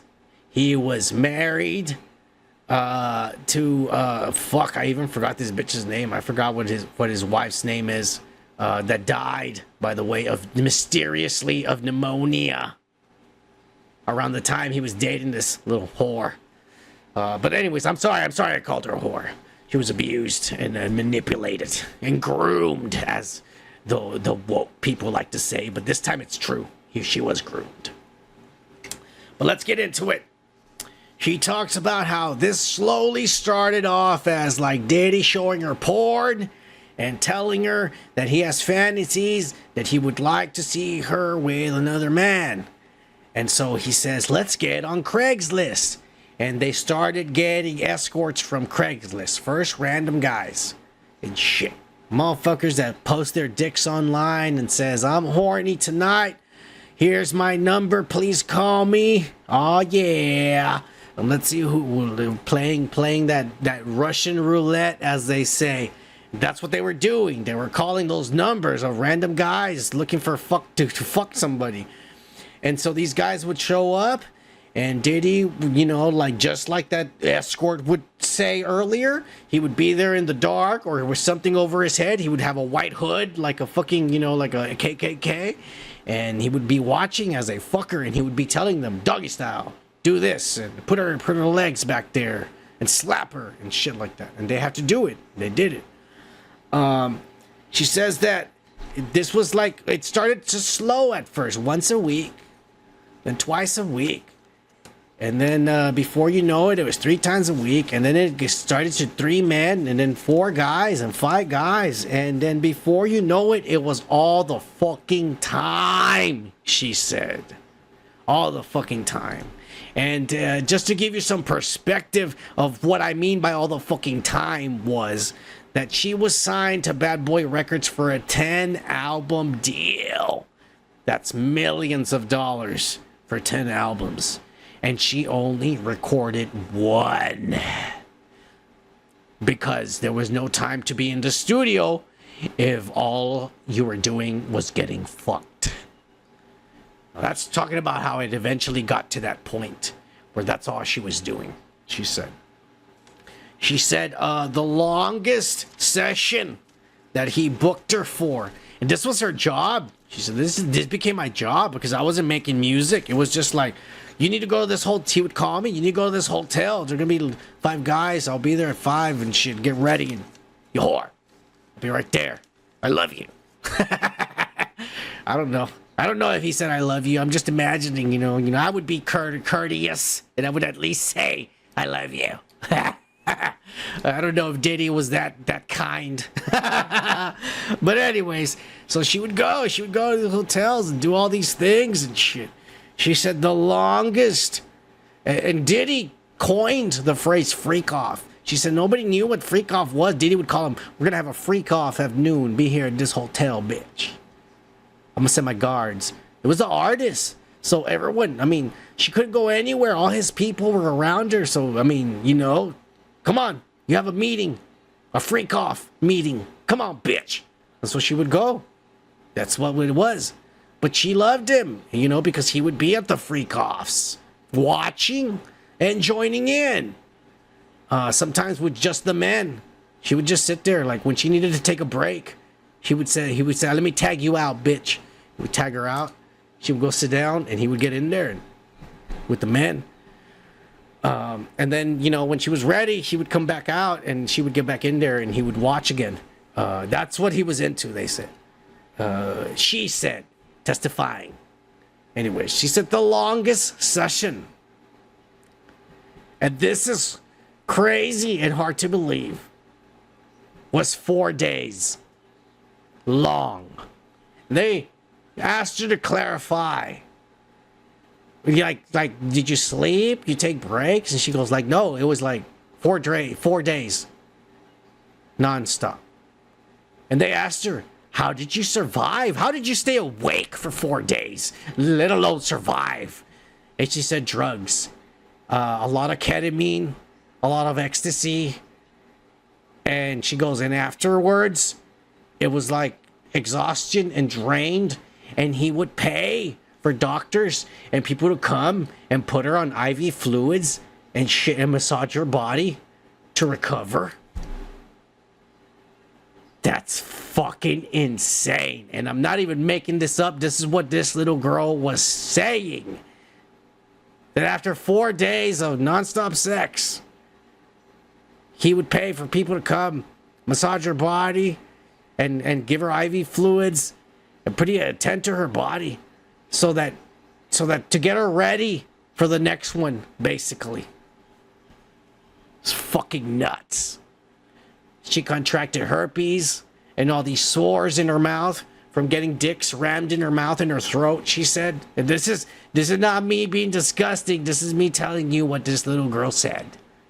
All right, I'm not going to sugarcoat it like every YouTuber does. Nobody watches us. We get copywritten strikes for showing you fucking trailers that everyone else shows, but they don't get strikes. So I ain't going to sugarcoat shit.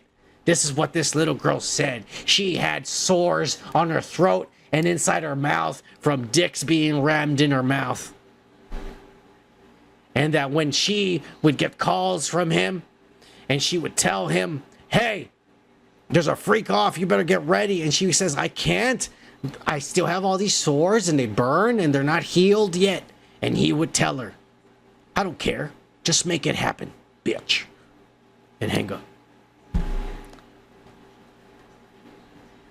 They said, and like I said, there's no cameras. There's no cameras in there. There's just the people that waited in line and have in there and are writing down everything they're seeing as much as they can. They're not allowed to even have cell phones in there, so there's no way of getting recordings of anything that's being said.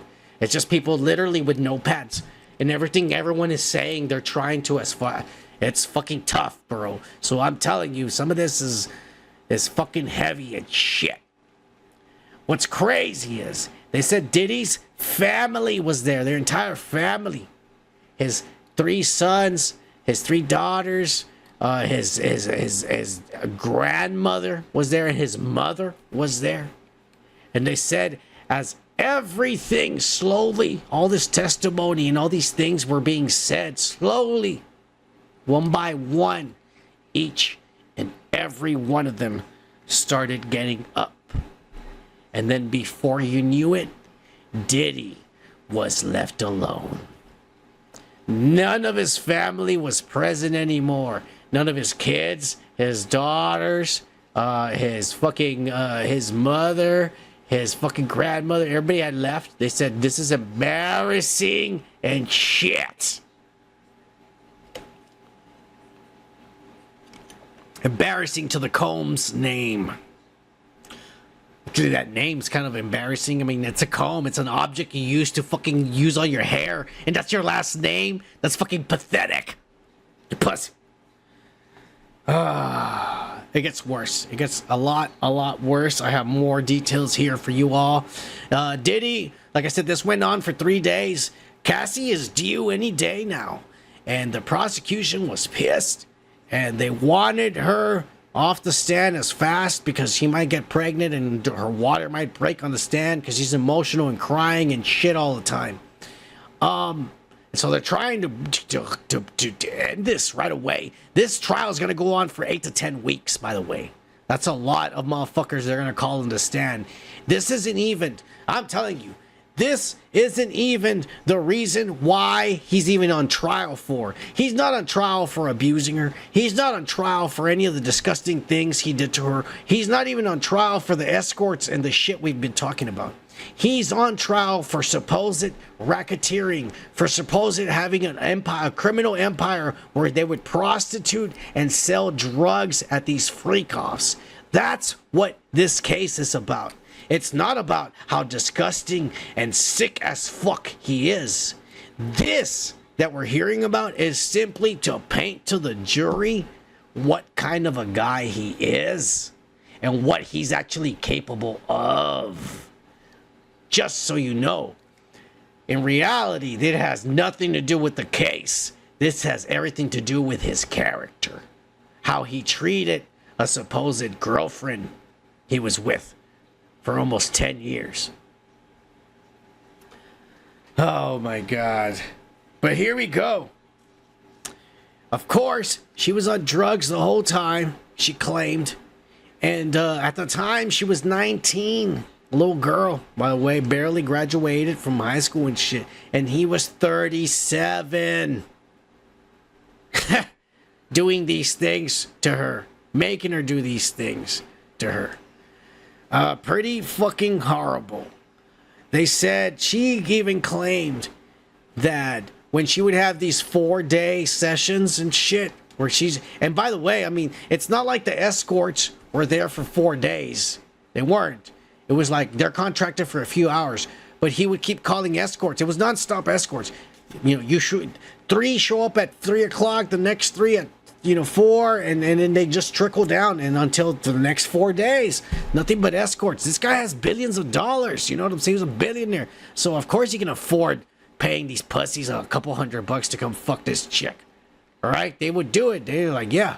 You know, these guys are sick fiends, these escorts. So what they do for a living, they fuck women. All right? For money. And not even a lot of money. For cheap money. And so this guy could afford it. So after this 4-day freak-offs, Puff Daddy is an entrepreneur. He has businesses and meetings to attend. So there's no way in hell Puff Daddy can have sex for 4 days. I mean, he could, and he has with men. But there's no way in hell he could and run this billion-dollar enterprise empire that he owns. So he would have to leave.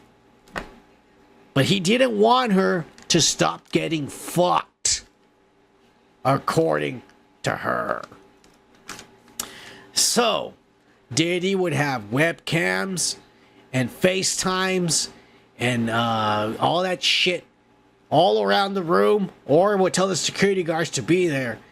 And so when he would be over there, you know, on screen, getting paid by the Democrats to say Trump is a dangerous man and we need to make sure he doesn't become president and vote against him. This is an important vote, children. Remember when the Democrats paid this son of a bitch to do that? To vote for Biden instead of fucking Trump? To vote for Kamala Harris? This guy got paid by the Democrats to do that. Don't you fucking forget. You idiots. This is all gonna tie in just a little bit. You're gonna see. Trump is gonna tie into this, believe it or not. Oh, this is getting crazy, bro. Everything's about to be exposed. The whole Pandora's box is literally being opened before our eyes, you motherfuckers. It's crazy.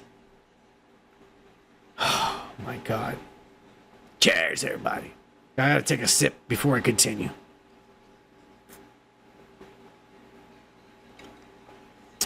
This guy would have all these cameras so that whenever he's away on his business meetings or other prior scheduled engagements and shit, he could pull up his phone and watch the live video feed of her getting fucked.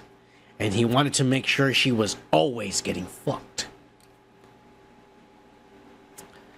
And that's not a lie. That's what she said happened to her.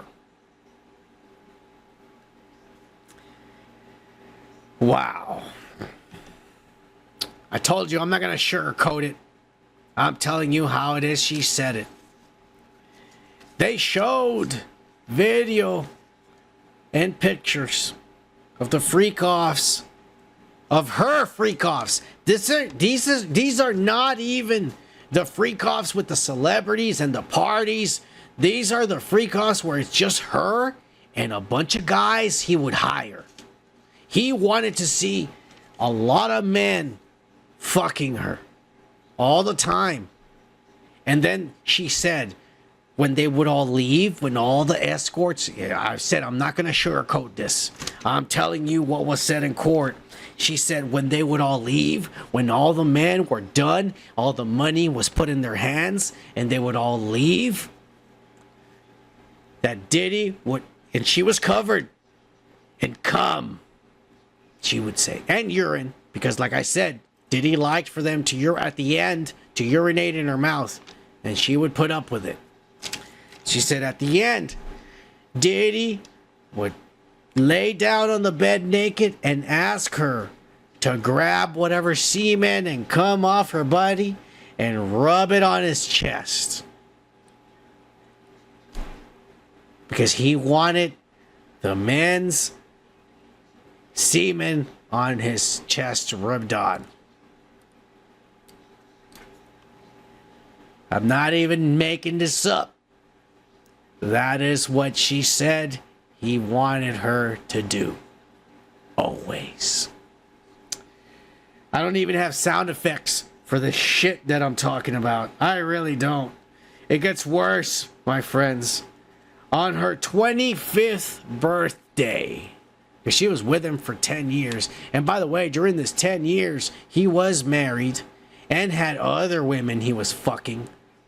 She realized once she was deep in it, 4 dicks in her ass, 2 in her pussy, and 1 in her mouth. Once she was there in that position, she realized he's just using me. And there's nothing I can do about it. Yeah. Poor little girl, bro, because she was 19. She was with him for 10 years. Yeah. Yes, thank you, Gomer Kyle. Gomer Kyle's wife, who obviously probably does not watch this, is saying everything this crazy guy is saying is true. That's what was said in court.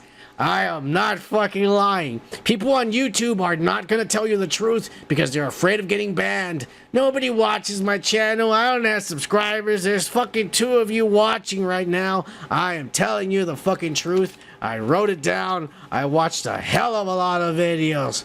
Believe me, this is the truth. Thank you, Gomer. Thank you, Melissa. And cheers, Melissa. I'm happy you're healthy. We love you on this channel.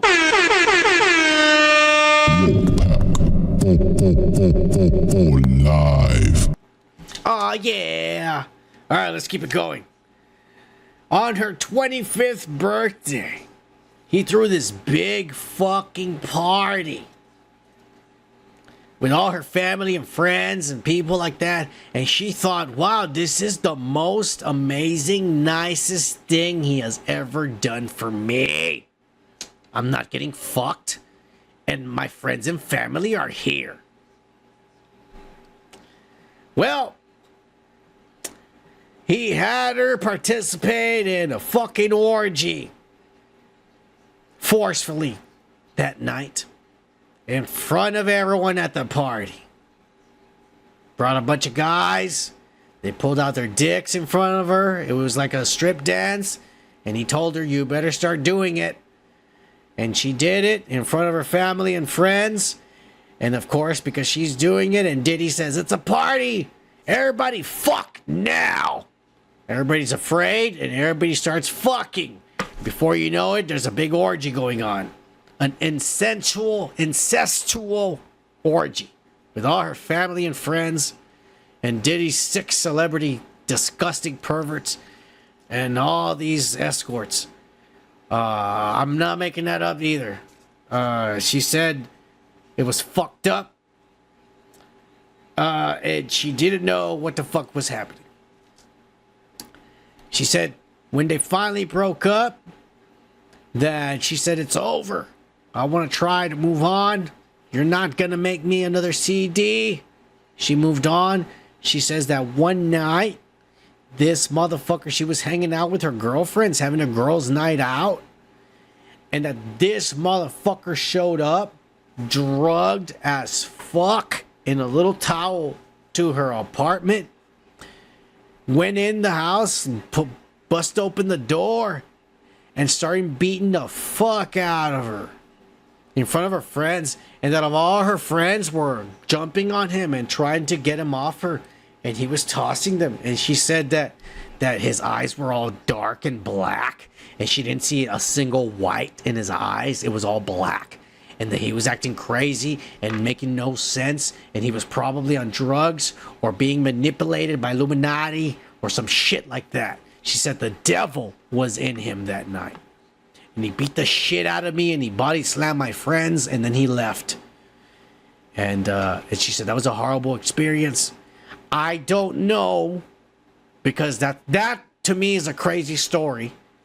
And if you're going to say a story like that, I would imagine that the fucking prosecution is going to bring her friends to fucking say the same story and corroborate the story.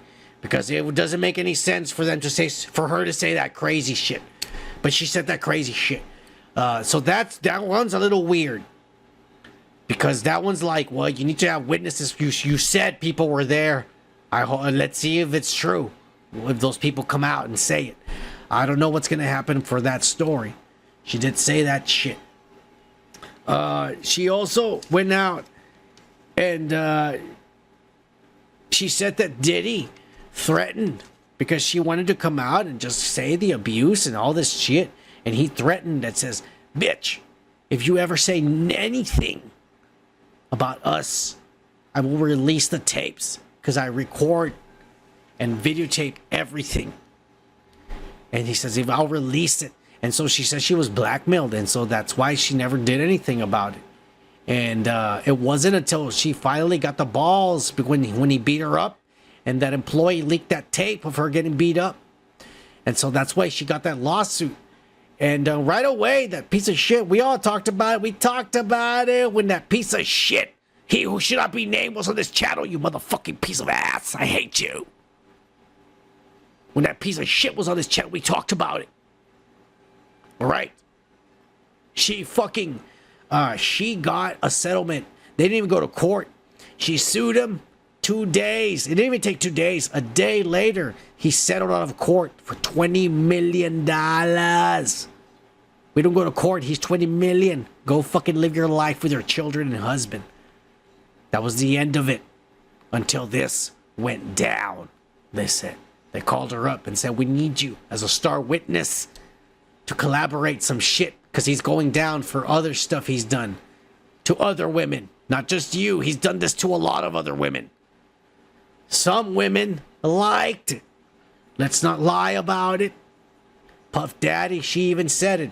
When I was in this supposed relationship, even though he was just using her, he was married. He was married to Kim Porter. Kim Porter is dead now of pneumonia from mysterious circumstances. Diddy. There should be more investigation over that, but of course they don't. Because this guy had money back then. He doesn't anymore. They should do it right now. Fuck him. But anyways, I remember her name now. She fucking died. She was still married to Diddy when this shit was going down. And Diddy also had other bitches he was fucking on the side, left and right, not just only this little hussy. So if he treated her like this and had guys fucking her 24/7 and videotaping it, what do you think he did to his other women? who did not sue him or complain or anything. Obviously, they liked it. You all remember some of his other women? Jennifer Lopez. Yeah. J-Ho from the block. J-Ho, been around the block one too many times. She was in a relationship with this asshole. And you know goddamn well, if he was treating this little girl like this, she was treating her like that. And J-Lo was loving the shit out of that life. She was getting dicks everywhere, slapped on her face, left and right. Think about that. Think about that. You think Son of Man's crazy, but I'm just telling you the facts and the truths. The tapes and the pictures were shown to the juries. The evidence of her getting fucked by 20, 30 guys and Diddy there masturbating, instructing them what to do to her. And her all drugged and half unconscious. I mean, her eyes are there, but you know she's drugged. You've seen those porns. There's a few porns. You see some girls and you know they're not even there. That girl's on heroin getting fucked. That's really what's going down. And she was on ketamine and that shit was happening to her. And she said she willingly took the ketamine because that's the only way she was going to be able to put up with what was happening to her. Yeah. The faces of the jury, described by the people writing this shit down, say disgust, shock, some people covering their mouths, other people like angry. They showed the jury video, and the jury put on headphones, and only the jury could see because the little screens are only facing the jury. No one could see what the jury saw or hear what the jury saw. And I'm telling you, they said the jury's faces said it all. There is no way in hell anybody is going to vote not guilty on that jury. Just seeing the expressions on their faces of what they saw was happening. There was one guy there. He seemed a little happy. Maybe touched his pants a couple of times. I don't know about that juror. He might fuck over this whole case. God damn it. Because you know what happens if one motherfucker votes non-guilty? This guy's scot-free. They throw it out an ass. Or so they say. God damn it. They should have asked people if they're fucking addicted to porn and shit. But anyways, this is getting pretty bad. One of the craziest things that happened was that none other than Kid Cudi was brought up in this trial. Yep. And you say, what? Kid Cudi? What the fuck? How was Kid Cudi brought up? Well, as it turns out, fucking Diddy, when he was not exclusive with Cassie, she decided to try to get a boyfriend, and she met Kid Cudi at this party and started talking to this guy. They said they went out for 1 month. She said, he fucked me a couple of times. Unfortunately, after having 5 penises inserted into my asshole and 3 in my vagina and 4 in my mouth, whatever this guy did to me, it really didn't have any effect or pleasure on me. But at least he treated me nice, she said. Sad. It's sad, y'all. It's sad. It's sad. She did say that this pissed Diddy the fuck off. And even though they were not going out and Diddy had other girlfriends like Jennifer Lopez who enjoyed the shenanigans and perversions this guy put in her mouth and ass, he got jealous and he told her, you better break up with him. And if you don't, I'm going to end his life. And you better make sure you don't step inside of his car, because one day his car is going to blow up, bitch. And God knows if you'll ever be in it, you whore. That's what Diddy said. And then, out of the blue, one day, Kid Cudi's car in his driveway by itself, no one near it, blew up.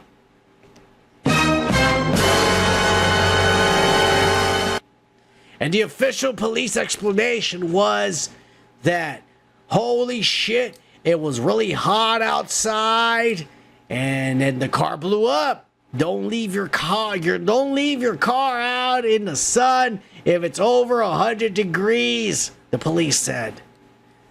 It wasn't Diddy's fault that his car blew up. But I'll tell you whose fault it might have been. It might have been none other than Australia's very own, the cunt.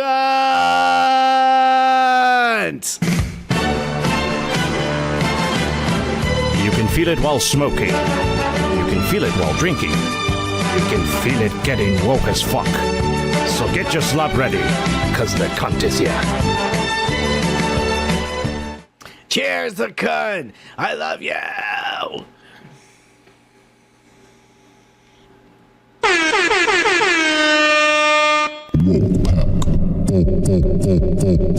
Live.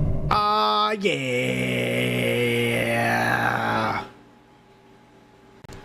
All right, let me open another beer.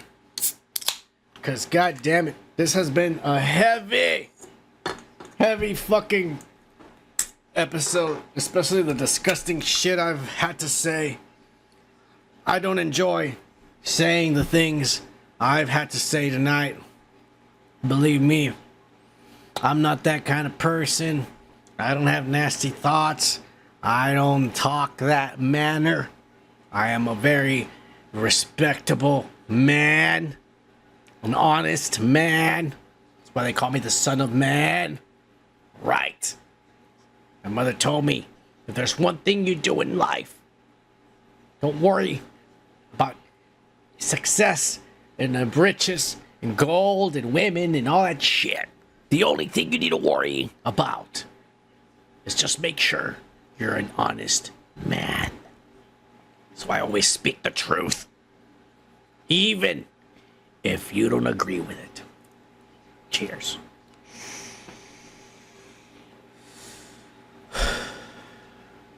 So here's to nobody watching our channel and us probably getting banned for all the shit I just said. But I'm not done. Because this court did wrap up. It did wrap up. I mean, they had a finale here. They're going to start it again next week. They're done with Cassie. I think they did broad the cross-examination. And they said, and I make it quick with this. I don't want to try to give Diddy credit or some ass like that. All right. But they did say that Diddy fucking lost his shit. They said that it got to the point where this motherfucker talked to his lawyers and they asked for a recess and they paused and shit. And then Diddy went and they took the lawyers to outside and he started cussing the shit out of them. And it said everybody saw this and heard that he was saying bad words and you idiots and fuck you, you Jewish fucking pieces of shit. I thought you loved money. What are you doing to me? He was pissed and was yelling at them. And they said that when they had Cassie up there and his defense tried to cross-examine her, they had no idea what they were doing. They were asking her questions about text messages. Oh, did you say this? And she was like, yeah. So, I text him that. He still raped me. He still had men fuck me. What if I text him that, lady? And so they had nothing to throw at her. They were trying to make it seem like if she wanted to do it and shit, and there was no way for them to get her to say it and shit. And that Diddy eventually got pissed, and they said that everyone in the courtroom, including the jury, saw this. That Diddy got pissed and frustrated and got up and told his lawyer to come here. The lawyer came. He said something to her, and the lawyer turned around and asked her a question. And then from then on, Diddy was writing stuff on paper and handing them to the lawyers. And basically, Diddy was telling her what to ask her. Like, Diddy's all like, trip her with this. Ask her this question. Ask her how come she didn't say this. Ask her this.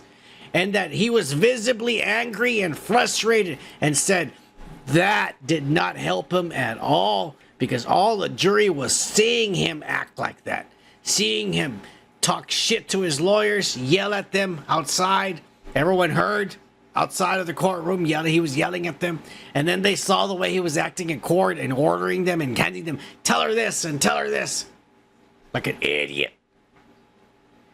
I don't know how this guy, and they haven't, like I said, they have not even gotten to the point. They have not even gotten to the point where they're talking about what he's really being accused of. This is just them showing this is the kind of guy he is. Now, let me show you what he did. This is what he did. So this is fucking bad for him. I don't see how the fuck he's not gonna get life in prison. Unfortunately, he didn't murder anybody, so he can't get the death penalty, but he's gonna get life in prison. Now, something that I really wanted to talk about was that there was something that was brought up in the case and that we've talked about before here on the channel, on the broadcast.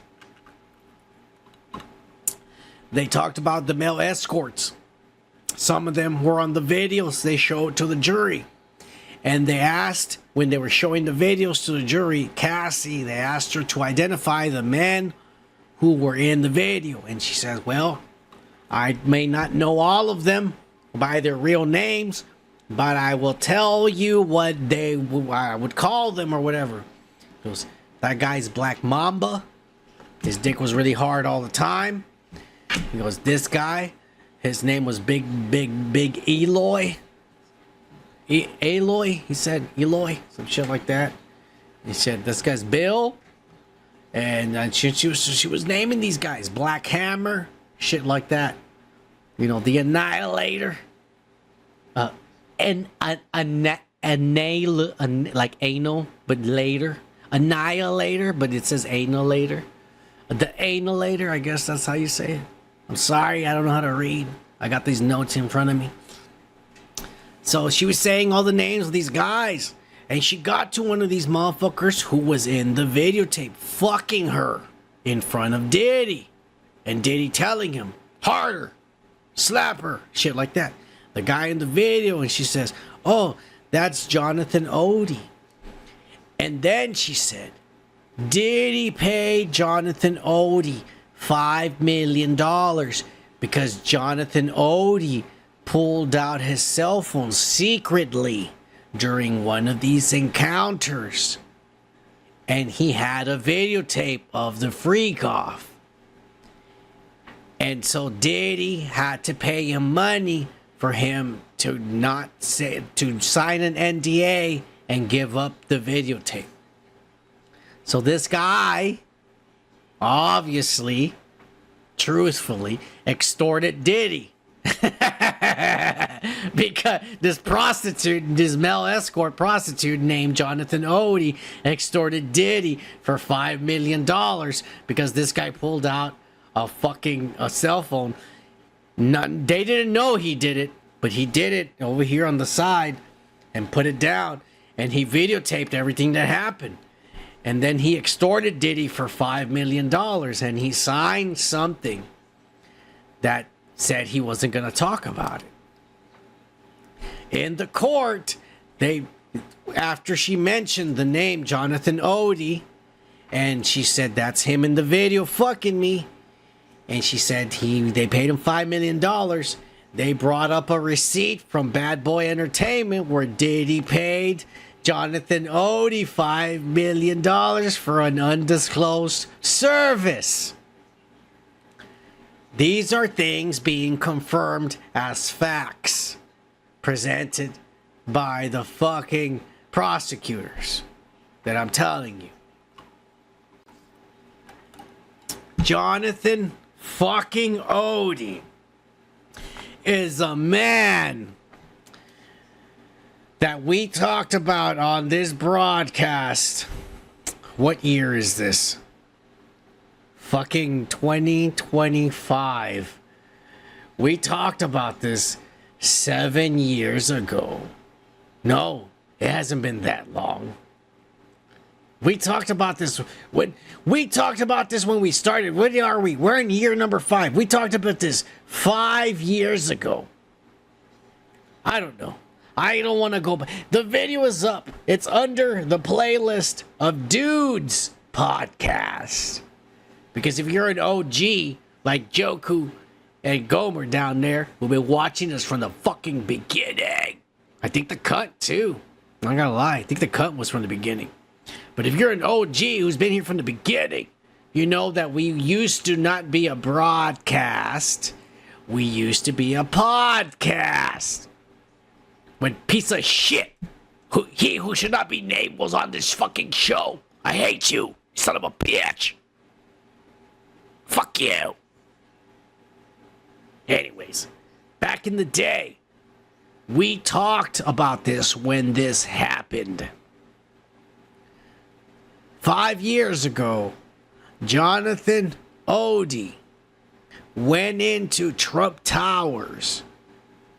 And I'm sorry I don't have the video. God damn it. I was too busy at work. I should have gotten it. But I did a lot for this fucking broadcast. It's me by myself doing this. A drunken high motherfucker. All right. One day, I'll have a staff doing all this for me. I don't have the video.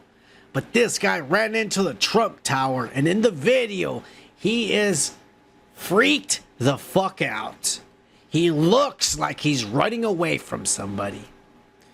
He's freaking out, and he has a gun in his hand, and he's running into the tower, freaking out.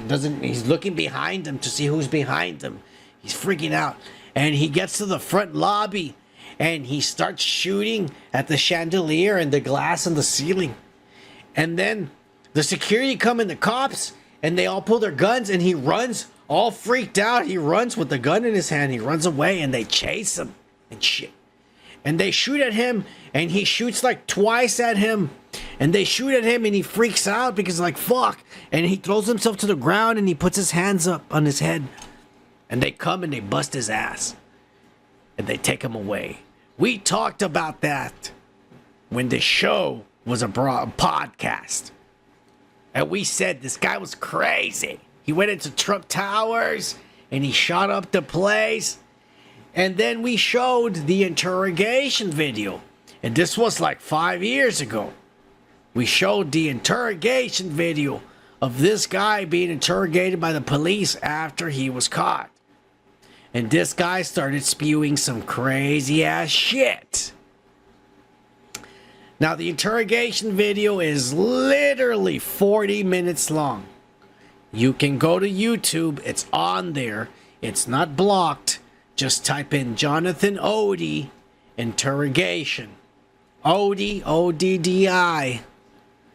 That's all you gotta do. Johnathan Oddi interrogation, and the video that's 30, 40 minutes long, that's the one.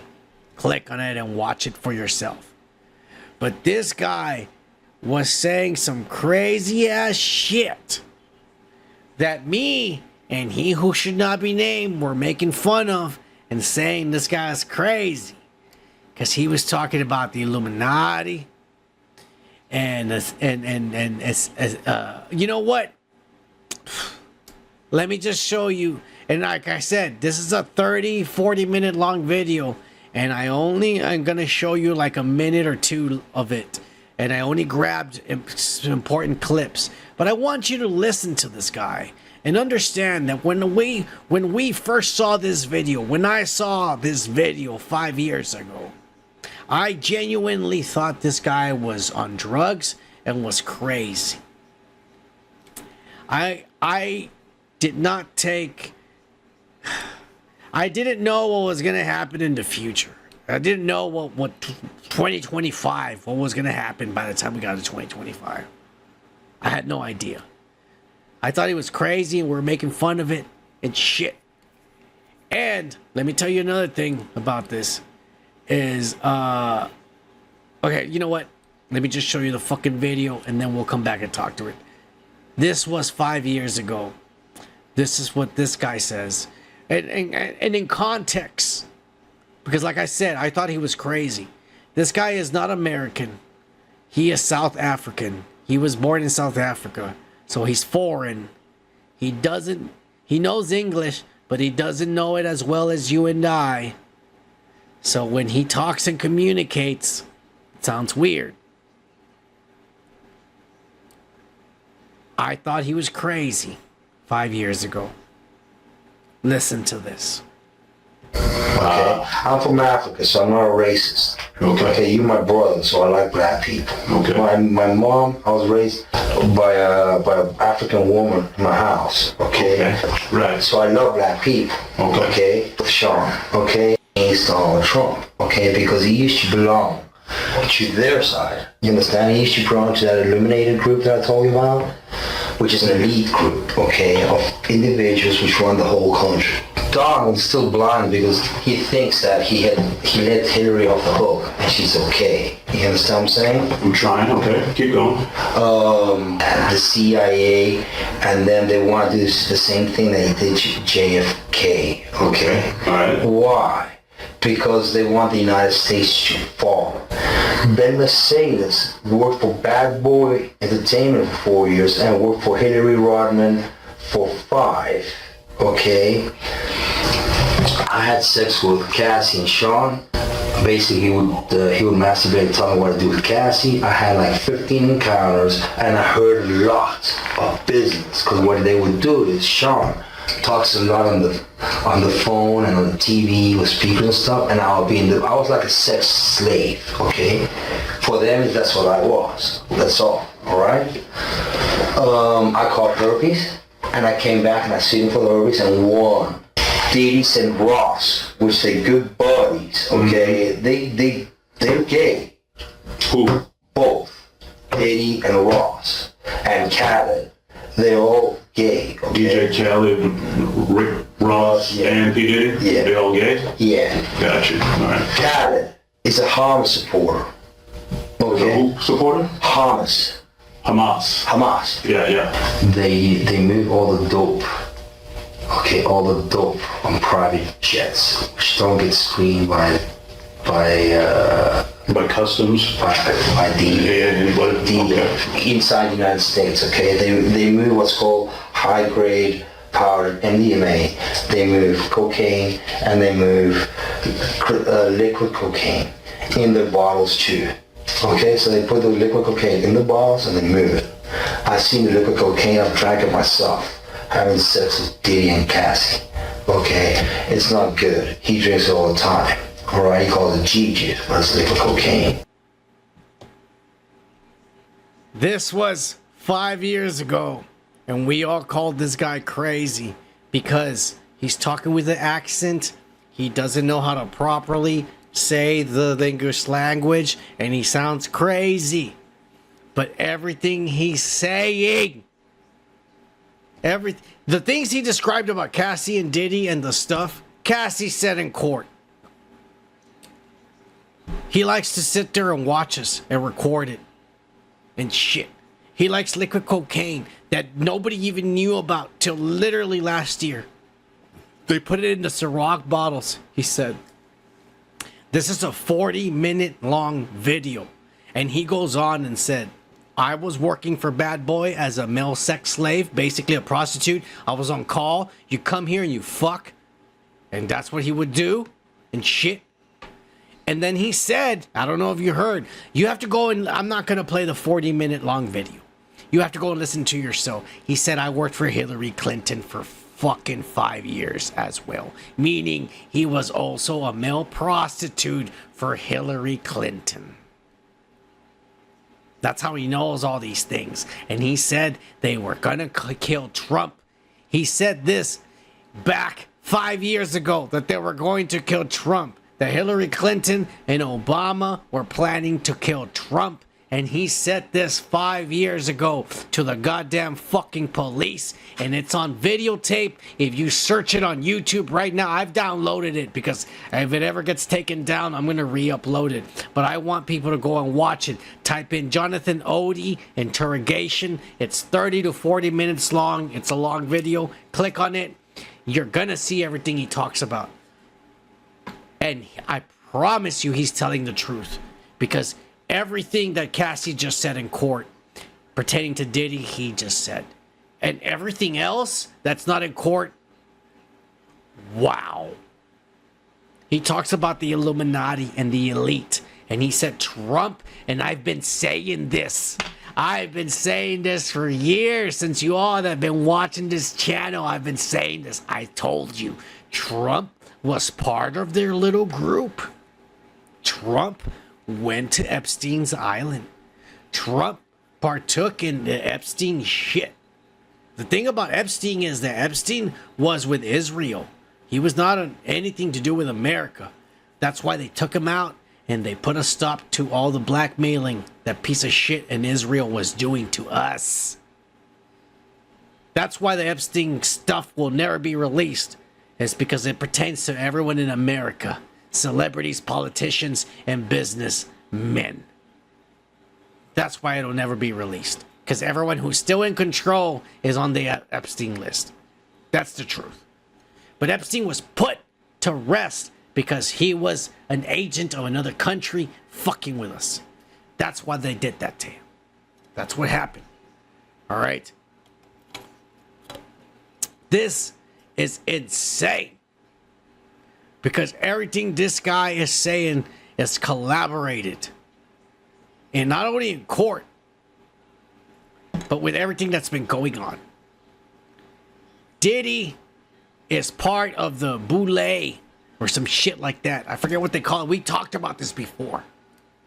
The Illuminati, the elite, are a group of the richest, most powerful families or individuals like Trump.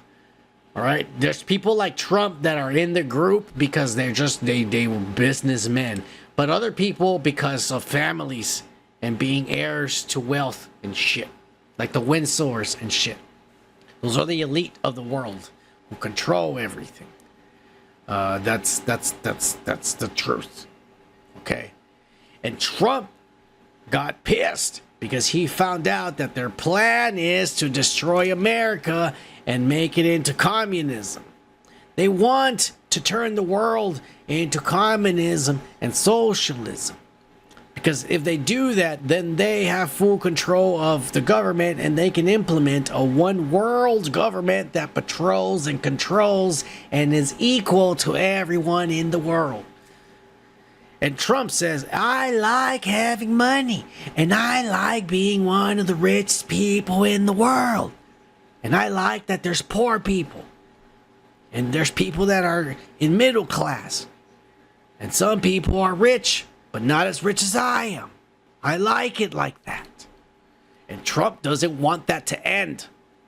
So Trump said, fuck you. And he left the group. This guy in the interrogation says that. He says Trump was part of their group. He says they call their group the Illuminated Group. He doesn't say Illuminati because this guy is a fucking foreigner and he doesn't know the conspiracies like Americans do. He's a foreigner. But he says they are part of they call themselves an Illuminated Group, he says. And he says Trump used to be part of that group, but he left that group. And they've been mad at him. And they want him dead.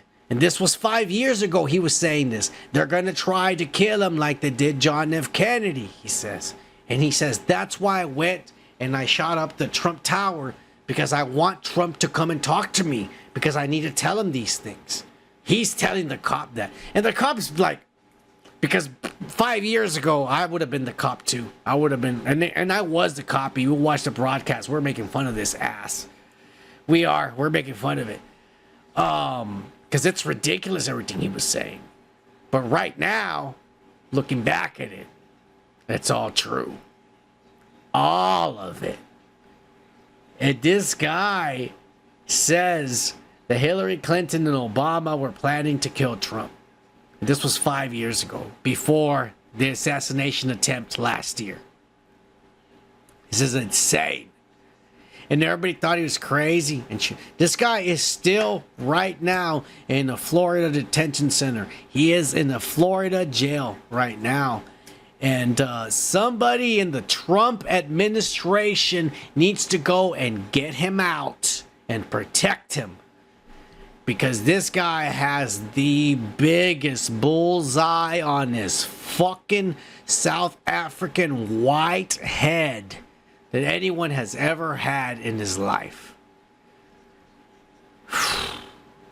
The stuff this guy said, man, is insane. Like I said, he said, you saw it right there, DJ Khaled and Rick Ross are gay. And DJ Khaled is a Hamas supporter, and he also sends money to Hamas.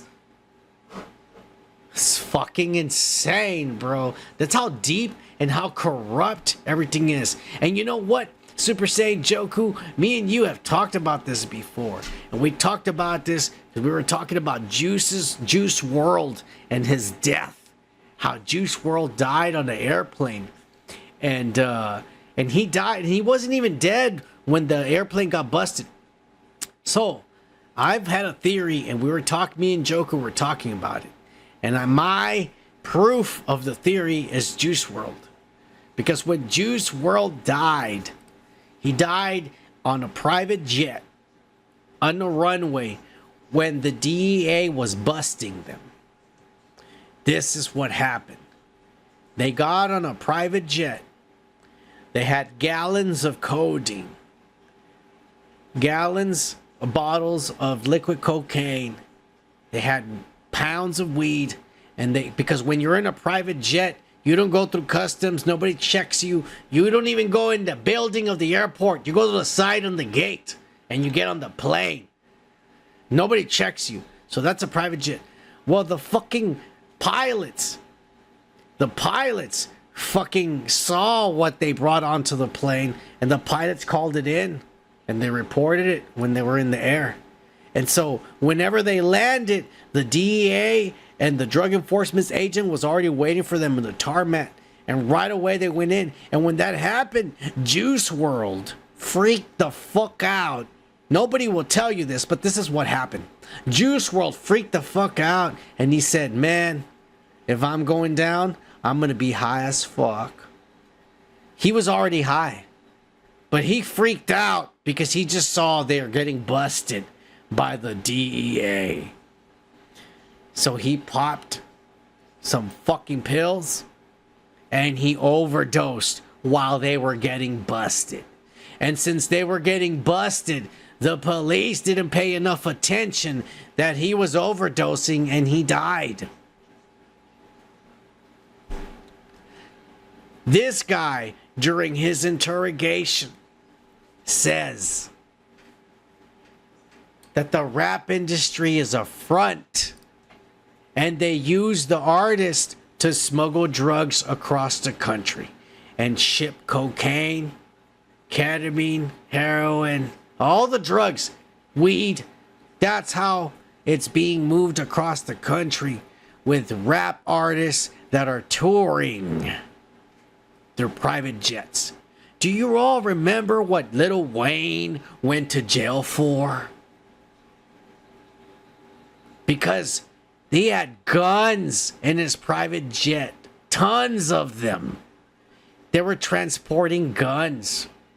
The problem with Lil Wayne is that, and I wish I was doing a broadcast back then, was that for like 1 year or a few months, he released a few songs where he was dissing the Illuminati and he was saying shit against the Illuminati. I don't have the exact songs and shit, but I remember clearly because I was all like, what the fuck? Why is he saying that? All of a sudden he's against them? Because he's been saying the opposite in all his songs, but he was bad-mouthing the Illuminati. And then he went to jail. Because all these guys are drug mules. The rap industry is a front to move drugs and guns across the country. Because they move through private jets. And they don't get checked and shit. And you're expected to see people smoking weed and using drugs at these kinds of concerts. So, of course, there's no point in taking dogs to sniff because they're going to find shit because they're rock stars. They're artists. It's the perfect cover. And this has been going on for a very long fucking time. They're leading to the UFOs, the cunt. This is all eventually going to lead to the UFOs. But what I'm trying to get to is that Johnathan Oddi is not a crazy man. And 5 years ago, he exposed everything. Everything. Not only the Diddy, but he exposed the Trump assassination. He exposed what the Democrats are doing. He exposed what the evil that is happening. All because he was their sex slave, getting fucked or fucking whoever they were telling him to do. And right now he's in jail. And this guy has the biggest target on his fucking forehead. Wow. Pretty fucking crazy is all I'm gonna say. Puff Daddy did end it, y'all.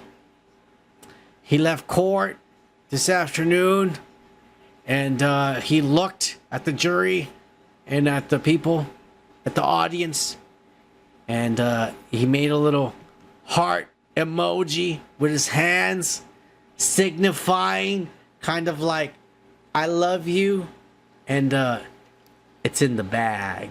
Aw, yeah!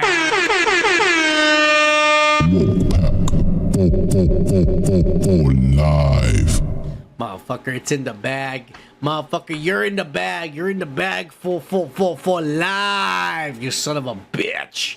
Let's hit it for this piece of shit one last time. I thought I told you that we won't stop. I thought I told you that we won't stop.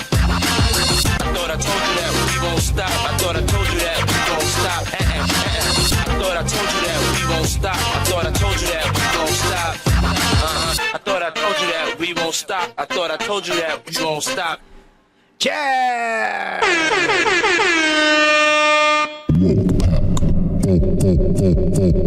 Live. Oh my god, this is gonna be a 7 to 10 week trial. I can only imagine what guests, celebrities are going to be called on. Like I said, for the jury, they asked him if they were familiar with Michael B. Jordan, with Kid Cudi, with Michael Myers, not the serial killer, but the Austin Powers, and Kanye. So who knows? Yeezy right now, he's in Japan. Yeezy defends Puffy.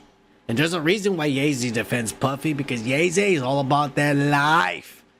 If you heard Hail Hitler, which you should, by the way, #1 hit all around the world, clubs all over Asia, all my ninjas saying, Hail Hitler, Hail Hitler.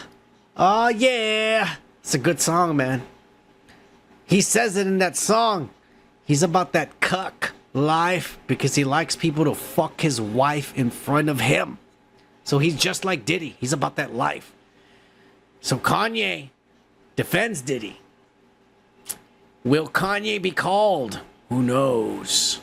They might have to extradite him from Japan, where he's currently residing with his debaucherous wife and their lifestyle that all of us only dream about in our closets by ourselves.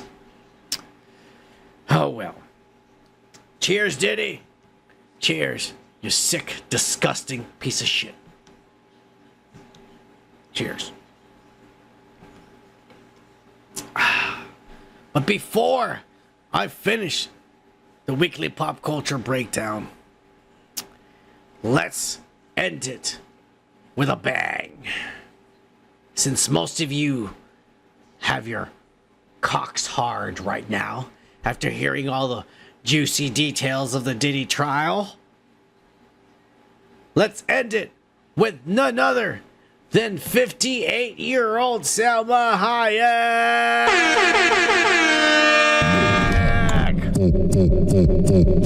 Live. Who at 58 years of age is posing in her fucking underwear for swimsuit Sports Illustrated, the swimsuit edition. Something they usually get a nice little 24-year-old from UCLA to do the cover. Instead, they got this 58-year-old Mexican, I think, or Puerto Rican or Bolivian. I don't know. She definitely isn't white. Fucking woman. And she is more than happy to fucking pose, dripping oil and water on herself while she wears two-piece bikinis. And her tits are kind of just hanging and floating out and just rolling around in the dirt and just like, God damn it. Live. Ay caramba, indeed, fucking cunt. Oh my god. Whew. Hey, be careful with those thunderstorms, Gomer. Don't worry about it. We got some fucking thunder and storms right here as well.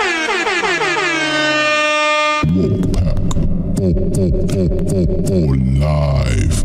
I swear, man. I would have. You know what? I don't know if there's any picture. I don't know if she's even still alive. You know, I wanted to show my respects. I don't want to be disrespectful, but god damn it, I would love to see a picture of Salma Hayek's mother. Cause goddamn, she must be fucking fine as fuck if this is what she gave birth to. Or maybe the dad. The dad's probably like this really fucking good looking guy. You know, this guy you wouldn't mind getting you pregnant and shit. For sure. The two most beautiful people on earth fucked and gave birth to this sexy fucking woman. I mean, to be 58 years of age and not have plastic surgery or enhancements and look like better than your 19-year-old daughter still is fucking amazing. I feel bad for her daughter though, because she's never, ever in her entire lifetime gonna look as good as her mother. God damn it. And I know that's gotta feel like shit. You know what I'm saying? Because I know I look better than my parents, even with this fucking makeup on. Oh yeah,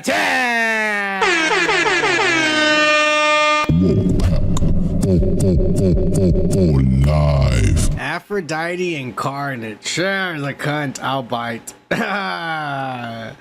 Cheers to Salma Hayek and her 58-year-old fine-looking ass. Cheers.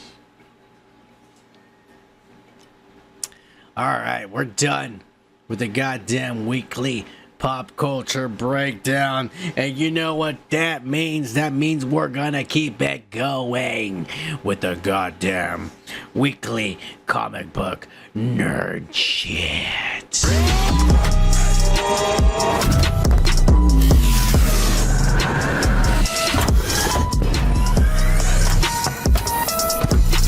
Oh yeah! Comic book nerd shit. Cheers, everybody. And let's hit it. Get it started with the actual good news of the evening, I think. And it's on the thumbnail. But we got Masters of the Universe Set Leaks, because they've been filming this ass of a movie. And you know what? I am fucking hopeful. Aw, yeah. live. This guy, this pretty boy, this blonde, Aryan, fucking Nazi-looking motherfucker, he looks like Prince Adam. And like I said, from the original picture when they casted him to this, he has bulked up significantly. And I think he looks like He-Man. Now, he's not wearing his iconic costume yet, because like I said from the spoilers and leaks, the story in this movie is gonna be that for whatever fucking reason we don't know yet, Prince Adam was kind of like Superman, sent away to protect him or to save him to another planet or another dimension. And he landed here on Earth, and the sword landed here with him but got separated.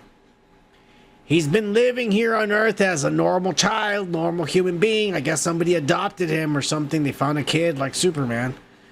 And he finally finds the sword, and when he finds the sword, he starts finding out he's got powers, and then all of a sudden, all these people start showing up, like Tila. And by the way, here we go, none other than, what's this bitch's name? Camila Mendes was seen on the set with her costume as Tila. And they didn't go with the one-piece Speedo fucking type of one-piece costume. They went more with a woke approach, trying to be respectful for women, where she's wearing a whole full costume. But man, I'm not gonna lie to you fellas, this Camila Mendes little girl is hot as fuck.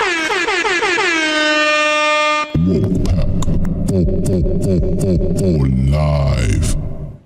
So, the Masters of the Universe and Tila are sent here to Earth to retrieve Adam and the sword so that he can come back and save them from Skeletor, who's been taking over their world.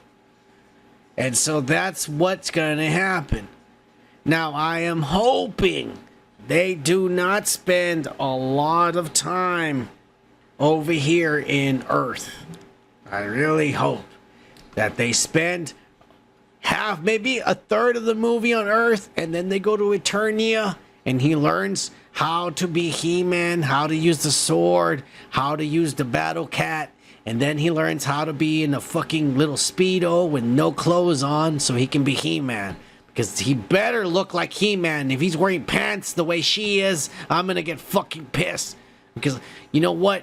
I'm fine with her wearing pants because I understand we're modern, we're trying to be woke, that's fine. But He-Man better be fucking not wearing any pants or not even a shirt. That's all I'm saying. He better look just like the fucking toy I grew up with. God damn it. Very hot shit going on. We did get a scene. I don't have a video, but I did have the pictures. I have a scene of what is, I assume, and everyone on the internet is assuming, is Beast Man over here doing the motion capture, and he is actually in some kind of like there's a Starbucks and like one of these places where there's like little stores and shit that people go to, and he's there and people are running away and he's there growling and shit. So yeah, they're using motion capture. Obviously, Beastman is gonna be fully CGI. I'm a little disappointed in that. I wanted more practical shit. But if they make him look as good as this fucking toy that I found on the internet, if he looks that good, then I'm fine if he's CGI. But he better look that good. That's all I'm saying. Here's another scene. That same scene apparently is they arrive there on Earth and they try to capture Adam over there, who's found the sword, and some policemen find Adam, but then eventually these guys get to Adam, and in this scene they capture Adam and they come and talk to him, and there's Beastman. But I want you all to take a close look because there's a lot of minions and shit there. If you look closely, we get our first unofficial look at fucking Skeletor. Now, why I say unofficial look is because if you really look, he's wearing jeans and a hoodie. Obviously, that's not what Skeletor's gonna wear in the fucking movie. Now, Jared Leto is playing Skeletor. If you didn't know this, Jared Leto Skeletor. So, I'm guessing this is principal photography. This is them taking video to see how things look, what the colors look like. Like, he's obviously going to have a cape and armor, but since they don't have him build it yet, and Jared Leto's probably filming something else, Tron or some ass, they put a standing there, and they put the colors like, oh, just put in a purple sweatshirt just so we can see on camera what the color looks like. And that's what they're doing right now. But that's going to be Jared Leto as Skeletor, hopefully in full armor. And as you can see, he does have the staff, and the staff has fucking horns. Yes, you guys, I see you guys in the comments. You all seem to be really excited about this. It is going to be fire. I am excited because it looks like, at the very least, the look of it is right. It's perfect. I'm not sure about the story. I'm still iffy as why they always have to include Earth. Earth has nothing to do with Eternia. It's another universe. Why they always have to bring in humans and Earth is beyond me. But we'll see. It looks like the designs might be good, so I'm excited. In the same scene they were practicing on, if you notice, Evil Lynn is there. Obviously, I don't think she's gonna wear nothing not even a third as sexy as this. Because come on, it's 2025. She's gonna be wearing a full bodysuit the way Tila was, but that's fine. Evil Lynn is there, and why I know that's Evil Lynn is because look at her staff. It's got a round little ball. And that's her staff. Her staff is not like Skeletor's, who's got a ram's horn. Her staff is a little ball. That's going to be Evil Lynn. And obviously her armor or whatever her costume is going to be all black, which is why the stand-in at the moment is wearing all black. And whatever actress they choose for her is obviously going to have pale skin as well, which is why this guy's wearing a white mask or whatever, just to stand there. And shit. This, like I said, this looks all very fucking promising. I am fucking so far excited about this, but I got even more excited when I saw this next picture. This is a drone aerial footage of some guy going over to take a picture of one of the sets they built. Anyone who is an OG motherfucker knows that is Castle Grayskull, the drawbridge from the fucking toy.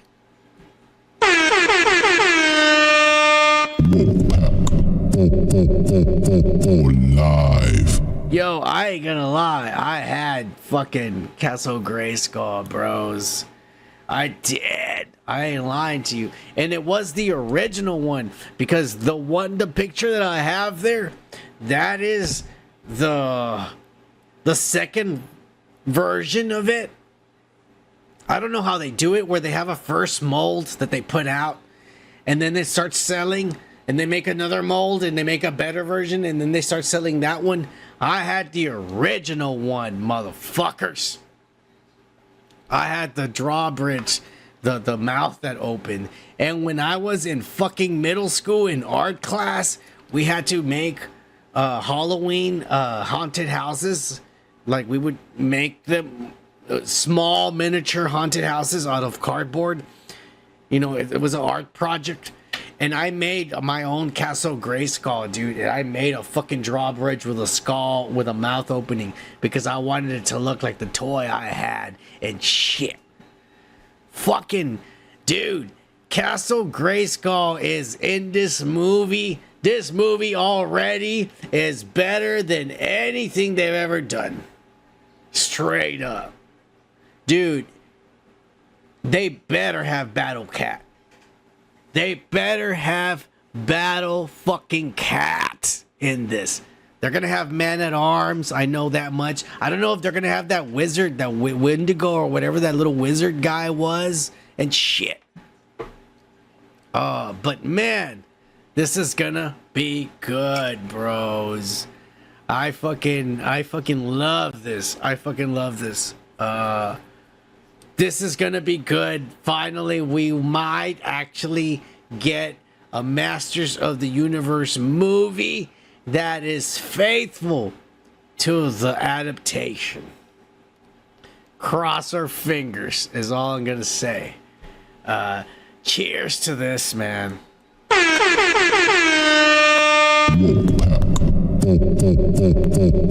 Live. And straight up, man, props to them for finding this kid. Because I'm telling you, and I think we announced it when fuck you, he who should not be named, that piece of shit, when he was back on the podcast, that son of a bitch, I hate you. We announced it back then, when this guy got cast as He-Man, and I complained and bitched that he was skinny, and he was just a little boy. But goddamn, this guy beefed up, man. I gotta say, I gotta give this guy props. I gotta give a motherfucker props if he took steroids or just ate chicken and meat non-stop until his ass bled and worked out 8 hours a day. But he put in the work and he fucking looks like He-Man.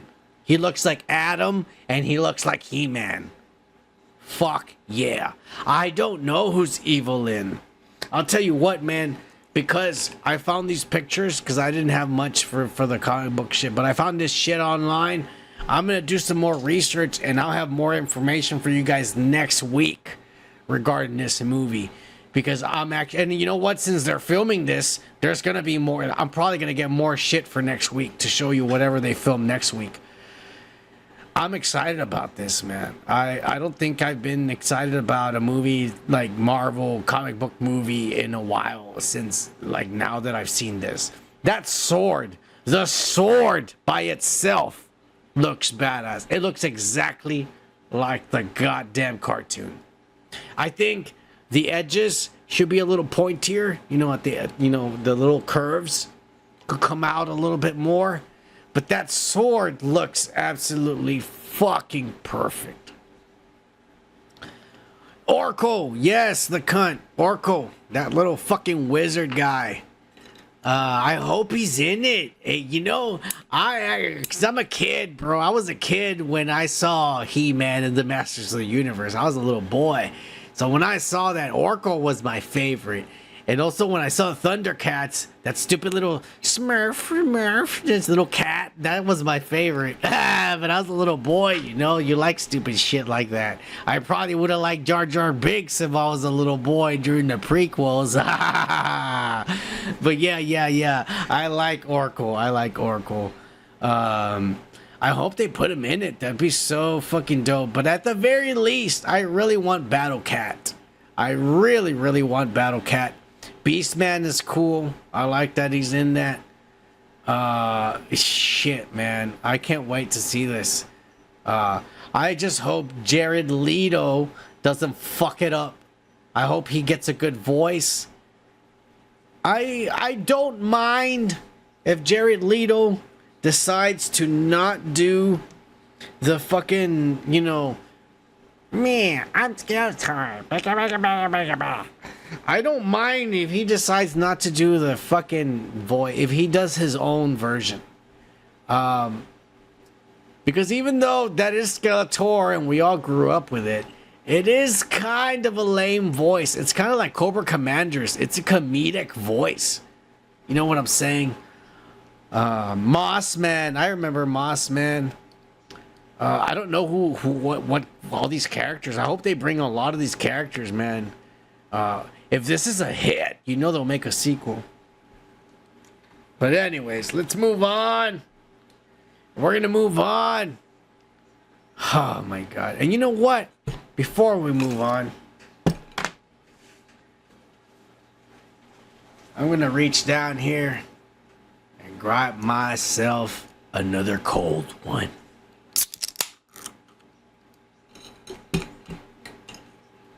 Cheers.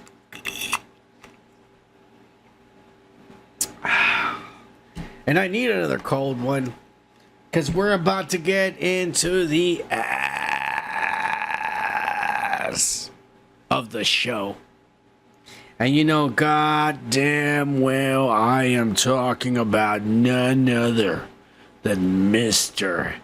Jimmy fucking Gunn.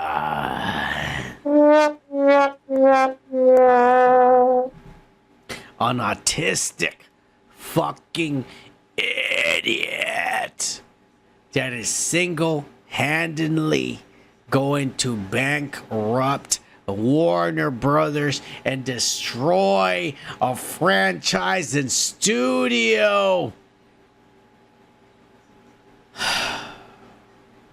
This fucking charlatan of a man has got everyone convinced he's some kind of a genius. Fuck you, Mr. James Gunn. Fuck you.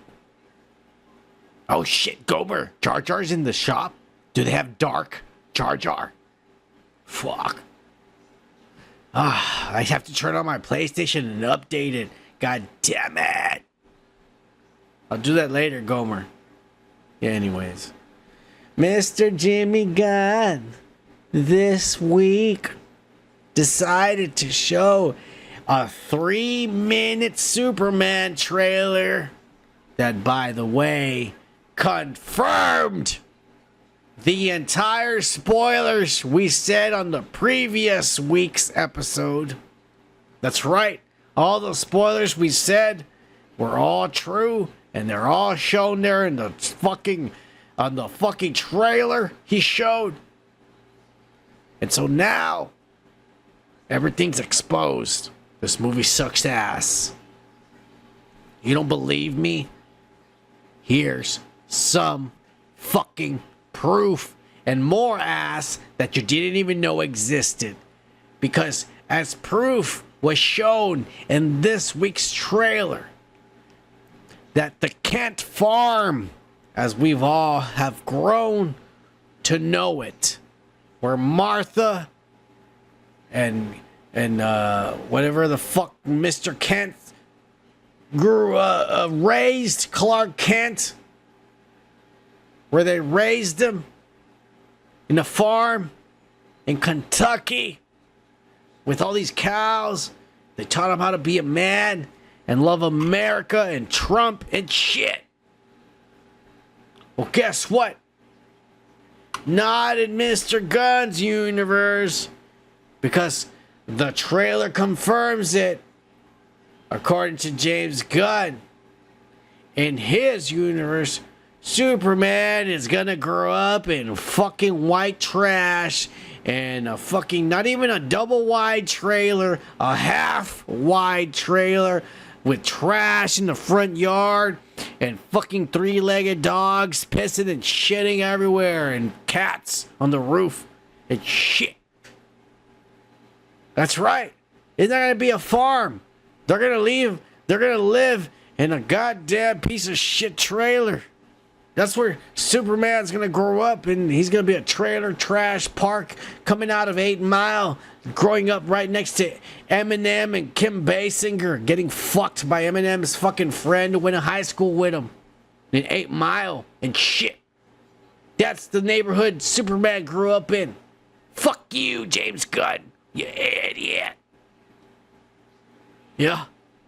No more beautiful fucking farmhouse in Kentucky. Welcome to the middle of Detroit fucking hell. Fuck you, James Gunn. How dare you? How dare you desecrate the legacy of a character? You dumb piece of shit. That's fine, Gomer. You can grow up in a trailer, but Superman can't.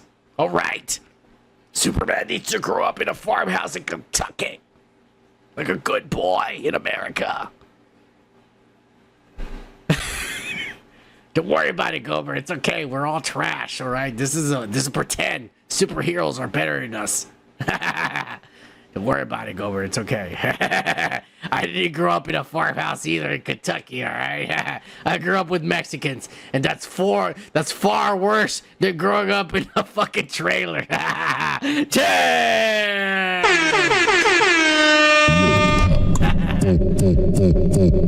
Live. All right. Let's keep it going. James Gunn also showed us the first look at his shitty engineer characters and shit. And just like we said, she kind of like transforms her body into objects and shit. And just like the spoilers that I said, they're gonna break in to the Fortress of Solitude when Superman is captured by Lex Luthor. And Lex Luthor is gonna use his clone of Superman to break in, because the Fortress of Solitude only allows Superman. It's like a retinal scan or some shit. Oh, you're the guy, and they open the door. And so since he got a clone, the door's gonna open and they're gonna go in there. But the robots are gonna find out, hey, you're not supposed to be in here. And this bitch and the other guy fuck him up and shit. And they find a video, and I said this in the spoilers already, of Jor-El, you know, Superman's father, telling him instructions, how to be good and shit like that. And Lex Luthor is going to put a USB drive or whatever the fuck they use in the movie that James Gunn's going to come up with and shit, because he's a dumbass. And he's going to take the video and deep fake it. And he's going to make the video say that, Superman, your instructions are you come to Earth and take over and rule over the planet. And so he's going to release that, and that's why the people turn on Superman and they hate him. So that's kind of like in the movie and shit. Fuck you, James Gunn. Also, a spoiler in the movie that we already saw is this is how Lex Luthor captures Superman. He's going to use Metamorpho, because Metamorpho could transform anything, any element he wants. So he's going to transform his hand into kryptonite, and that's how Superman gets weak, and they're able to trap him and put him in a cage in a secret dimension, like another what do they call it, like a multiverse, like he goes to another dimension, a pocket dimension. And that's where Lex Luthor is keeping fucking Superman and a bunch of people he doesn't like. And he also keeps a bunch of fucking monkeys. You don't believe me? It's right here. He keeps a bunch of monkeys, and I right there in the back, you could see all these like cages.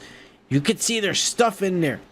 That could be people, but it could also be monkeys, because he's gonna keep all these monkeys, and the monkeys are on like computers and typewriters and cell phones, and they're typing hashtag super shit to make shit go viral.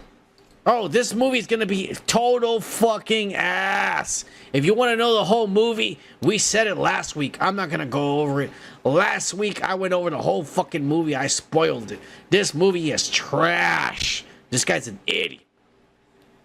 But there's the proof that everything is true. Now that the trailer come out, it's confirming all the spoilers that we said last week. The trailer is confirming it, that it's true. Just to let you all know. And if you don't believe that all of this is trash, here's more ass that was actually revealed this week that was not in the spoilers, but might just happen. And what I say by might just is because toys are released, and sometimes the toys are made up and they're not in the movie. But sometimes it is true.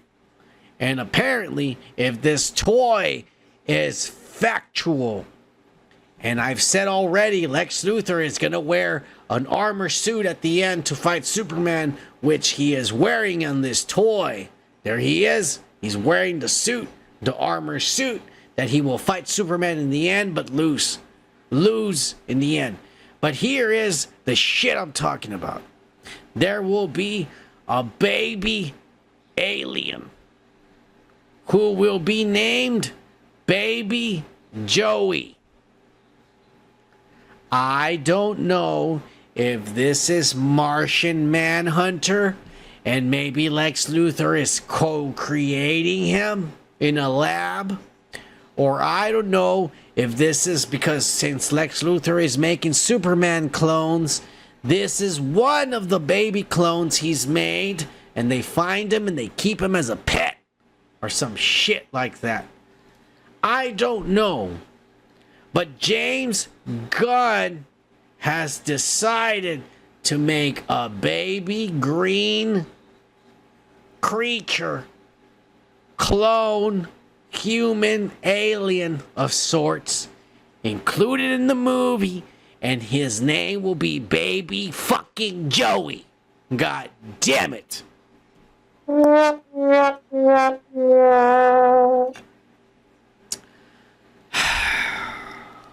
Warner is going to regret they ever handed this guy any kind of credit card or check or account number, or even fucking said, here is the key to the fucking door to Warner Studios. Because this guy is a fucking moron and he is making ass for everyone to watch on the screen.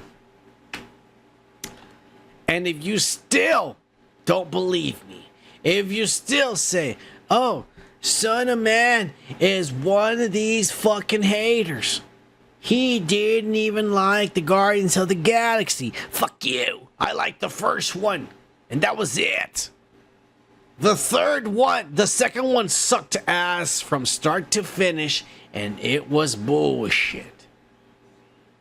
The third one was half good, because some of it was like, I don't know why it was even in it. I don't know why Adam Warlock was forced into that movie when he didn't need to be in it, period. When they didn't continue it in the second part, and you completely dropped it after introducing it in the post-credit scenes in the first one, there was no need to even bring it back in the third movie. Too much time had gone by. But anyways, if you still want to say, fuck you, Son of Man, you hate James Gunn, well, guess what I do? I hate this piece of shit and his stupid nerd glasses and his white spiky hair and his fucking, let me wear a fucking black fucking shirt and my blue jeans like I'm a Steve Jobs, my idol, and I'm gonna fucking revolutionize an industry and change the world. Fuck you, James Gunn. You're not gonna even do a third of that, you piece of shit. I do hate him. I do. I ain't gonna fucking lie. But if you still think that I'm biased and letting my emotions, my hatred for this man consume me, here's some more proof. The nail in the coffin in the goddamn trailer. A fucking blonde idiot taking a selfie while Superman fights in the background versus a villain called the Hammer of Bolivia or some made-up country this dumbass came up with because he's too afraid to use real countries and shit. By the way, that villain is actually wearing an armor suit that looks like the Juggernaut, but it's going to turn out to be Ultraman, who is really the clone of Superman. So it's like 3 in 1. It's like one of those Chinese traps where it's like, this is the first villain, but you find out he's really the second villain, which you find out is really the third villain, which is really a clone of Superman. So it's the same fucking shit throughout the whole movie. This guy's an idiot. Can't even make up a good storyline. And now he's got some bitch in the movie taking selfies while shit is happening. God damn it.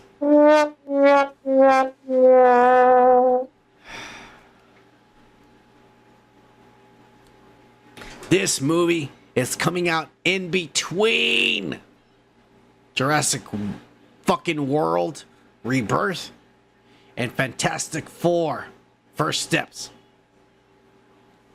There ain't no way in hell your movie's gonna survive the summer, James Gunn. There ain't no way in hell.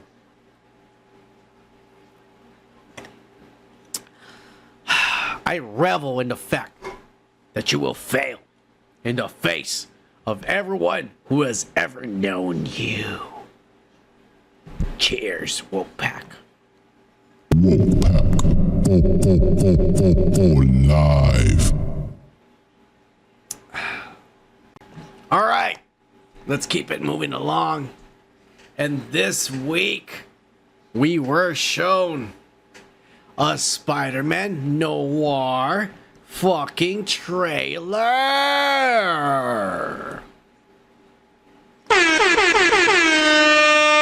Which I can't show you guys because unlike one of these channels that have millions of subscribers and get hundreds of thousands of views fucking as soon as they post their videos, I can't show a video of a trailer like they can because I will get a copyright strike.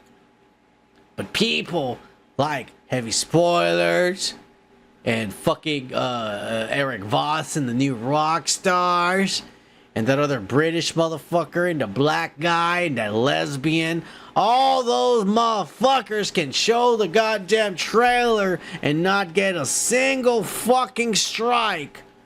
But if our channel that has 2 motherfuckers watching us, that has 600 subscribers and an average of 20 of you motherfuckers watching the videos, I don't know whether the rest of you are bots. I sure as fuck didn't pay for any bots. I don't know he who should not be named that piece of shit bought for bots and screwed our channels into our algorithm for life, you idiot. But I sure as fuck didn't. Nobody watches us. And we can't show a goddamn trailer. Fuck you. Anyways, I'm showing you pictures, and it was badass. I like this fucking trailer. That's the Kingpin, by the way. The shadow of the Kingpin. Nicolas Cage is the Spider-Man Noir. And god damn it, I had said back in the day when that idiot, he who should not be named, fuck you, was on this channel. I hate that I had to keep on referring to a piece of shit that ruined everything we have created. I hate it. But because this happened when that period of our lives was here, we have to unfortunately refer back to it. Piece of shit. I hate you. I told that idiot that I pray to God that Amazon and Sony did the right thing and that they made this black or white or that sepia tone. You know that sepia where it looks like it's like yellowish or brownish? I said they better do something like that. And they decided to go black and white, full noir. And it looks badass. In that picture where he's like that, he actually clicks on his eyes because they're off. And he goes click and the lights turn on. And it looks so cool, bro.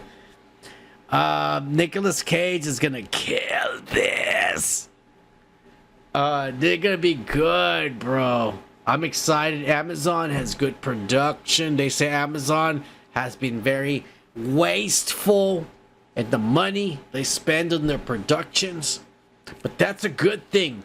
That means they're spending excessive money the way Marvel does, except they actually have good writers and not a bunch of lesbian, non-binary fucking idiots writing their stories. So you know this is going to be good. Even though they overspent on the budget, the story is going to be good. And I am excited for this. Now, if you know nothing about Spider-Man Noir, let me give you a little fucking shit for you to take home. Spider-Man Noir is supposed to take in another reality universe. It does another version of Peter Parker. And this is an older version of Peter Parker, an older man. And he's actually a private eye detective.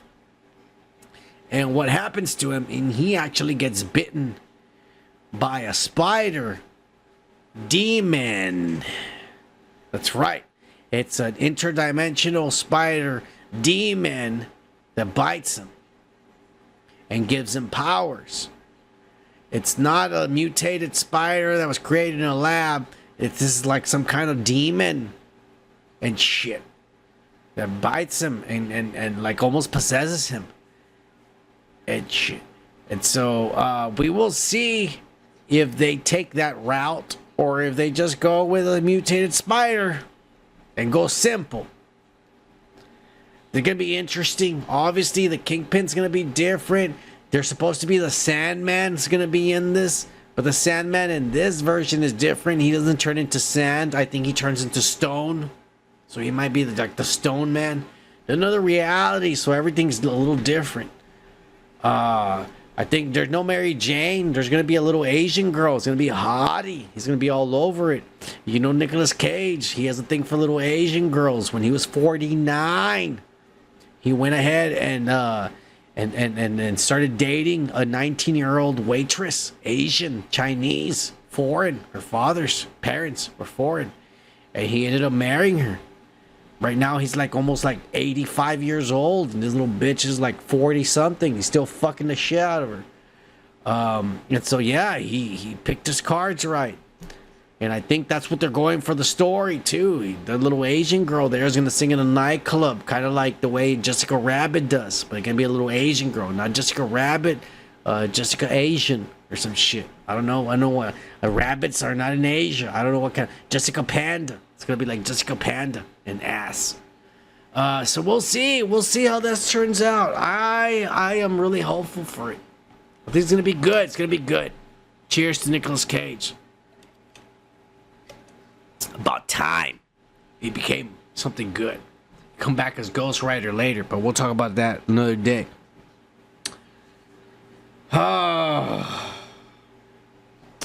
Apparently, the Shang-Chi director, who will be the director for Spider-Man 4, put his foot down. And he told Kevin Feige, fuck you. If you want me to fucking direct this movie, to direct Spider-Man 4, then you're gonna have to take all this multiverse crap and shove it up your Rudy 2, Fruity 2, candy ass. What's your name,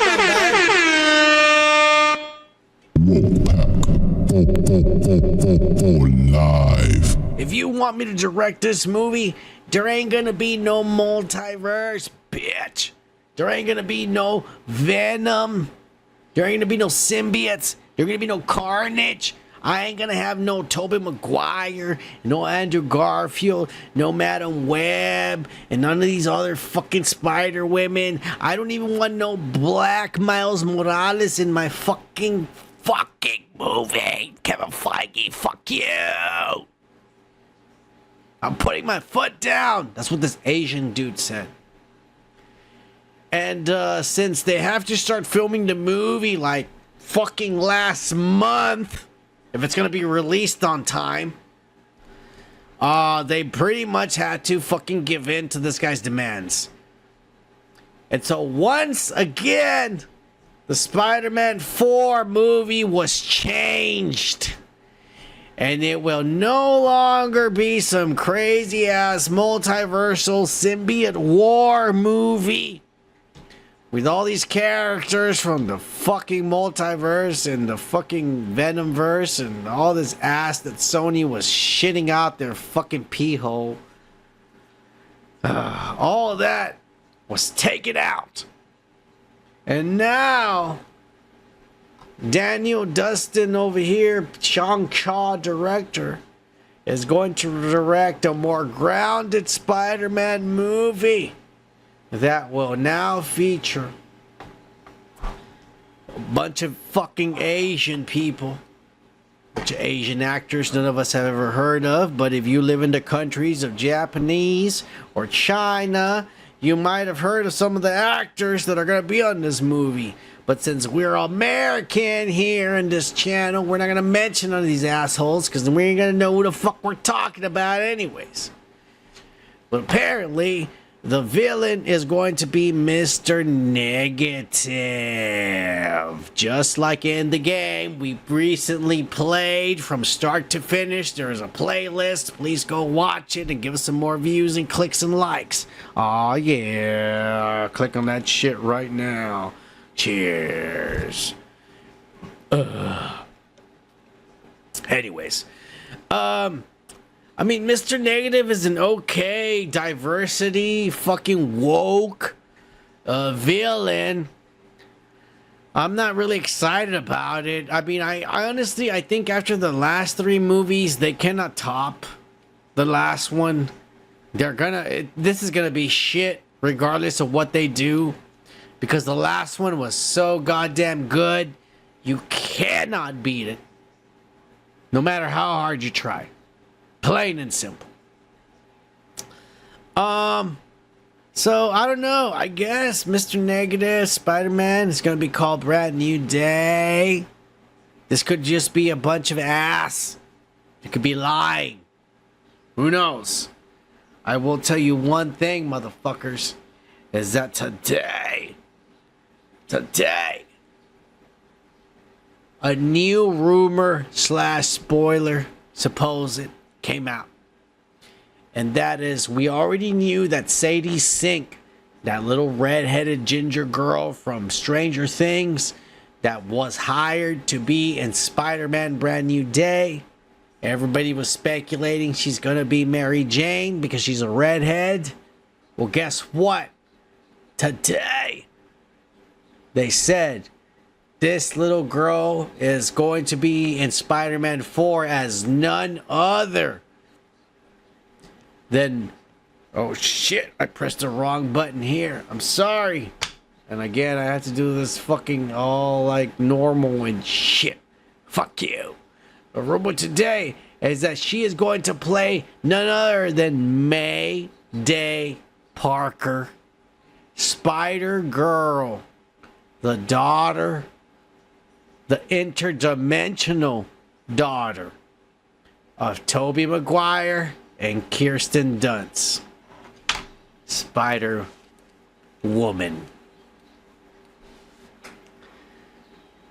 What the fuck?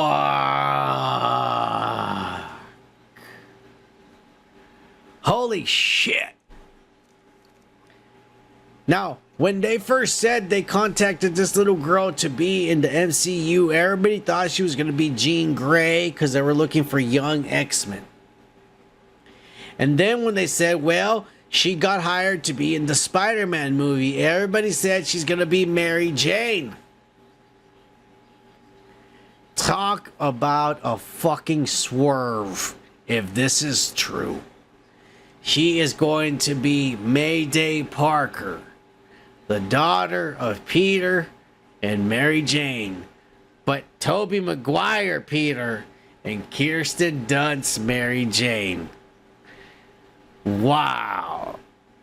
And she would be old enough to be their fucking kid. And this could tie in because this movie's going to take place after Doomsday. I don't know how this story is going to tie into everything, but this is great for Secret Wars. Because Secret Wars is looking like it's going to be Tom Holland, Toby, Andrew Garfield, and obviously fucking Toby's daughter, Spider-Woman. You know what I'm saying? There's going to be a bunch of spider people in fucking Secret Wars. At this rate. This is great, man. I hope this is true. I know I didn't want any more multiverse, but this sounds badass. To know that Toby and Kirsten had children, and it's going to turn out to be Mayday. It's great. Mayday Parker. Oh, yeah. And then they should do it. Because if she's going to be in there, she should be the love interest. Where maybe she comes from another dimension or universe and she doesn't tell him or shit.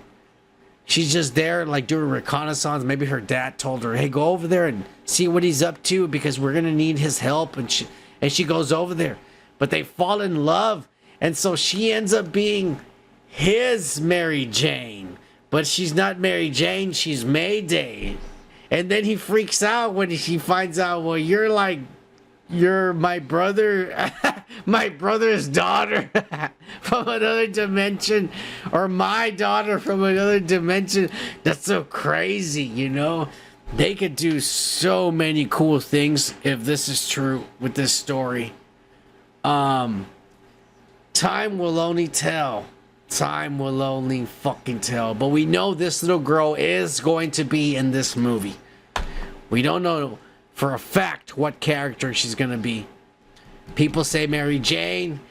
The new rumor is saying she's going to be fucking Toby and Kirsten's daughter, Spider-Girl. That's so fucking sick as fuck. Mayday Parker. I am just flabbergasted. That's all I'm gonna say. Cheers. Kevin Feige, you son of a bitch. Somehow you still find a way to tickle my ass. My asshole. Son of a bitch. Cheers. Speaking of tickling assholes, this week, in a spoiler that everyone thought was for Avengers Doomsday, eventually turned out to be for X-Men 97. But it's still a good spoiler that we're going to talk about it. But none other than grown up, still a hottie, Neve Campbell will voice Polaris, the daughter of Magneto, in X-Men 97 Season 2. And in case you wanted to know, motherfuckers, right there, that's from her Maxim spread from back in the 90s. And God bless Maxim magazine that got us some of the most awesome underage women in lingerie for us to masturbate to. Cheers to Maxim.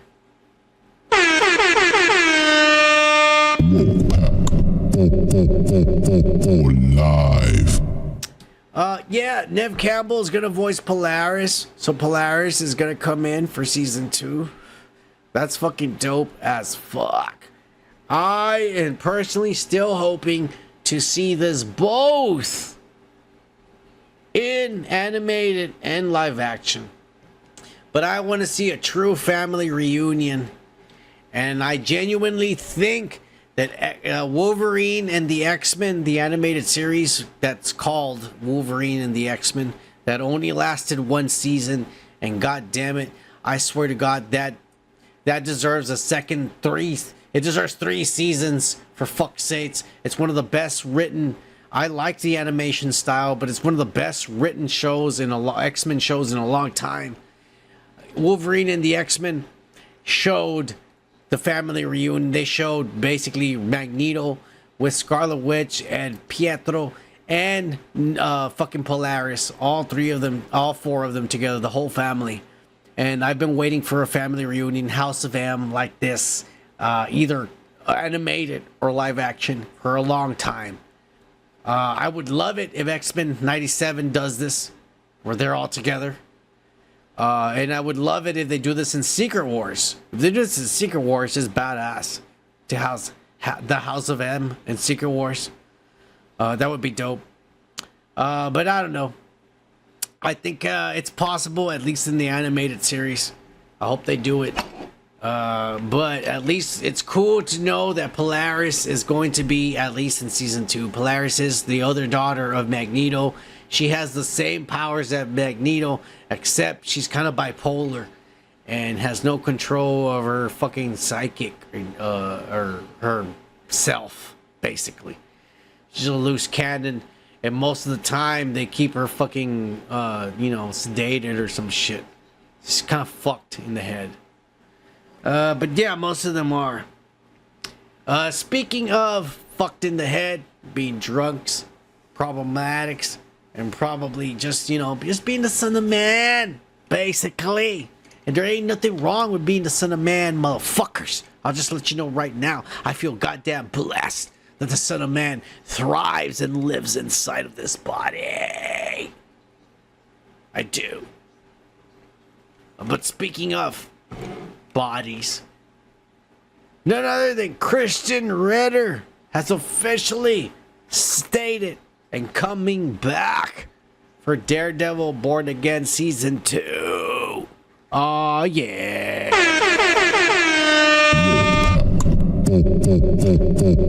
Live. She is one of the shows from the Netflix shows that I really, really loved. I think she's a great actress. She played that character like a whore and a slut. And I don't give a fuck attitude. Perfect. Perfect. Down to a T.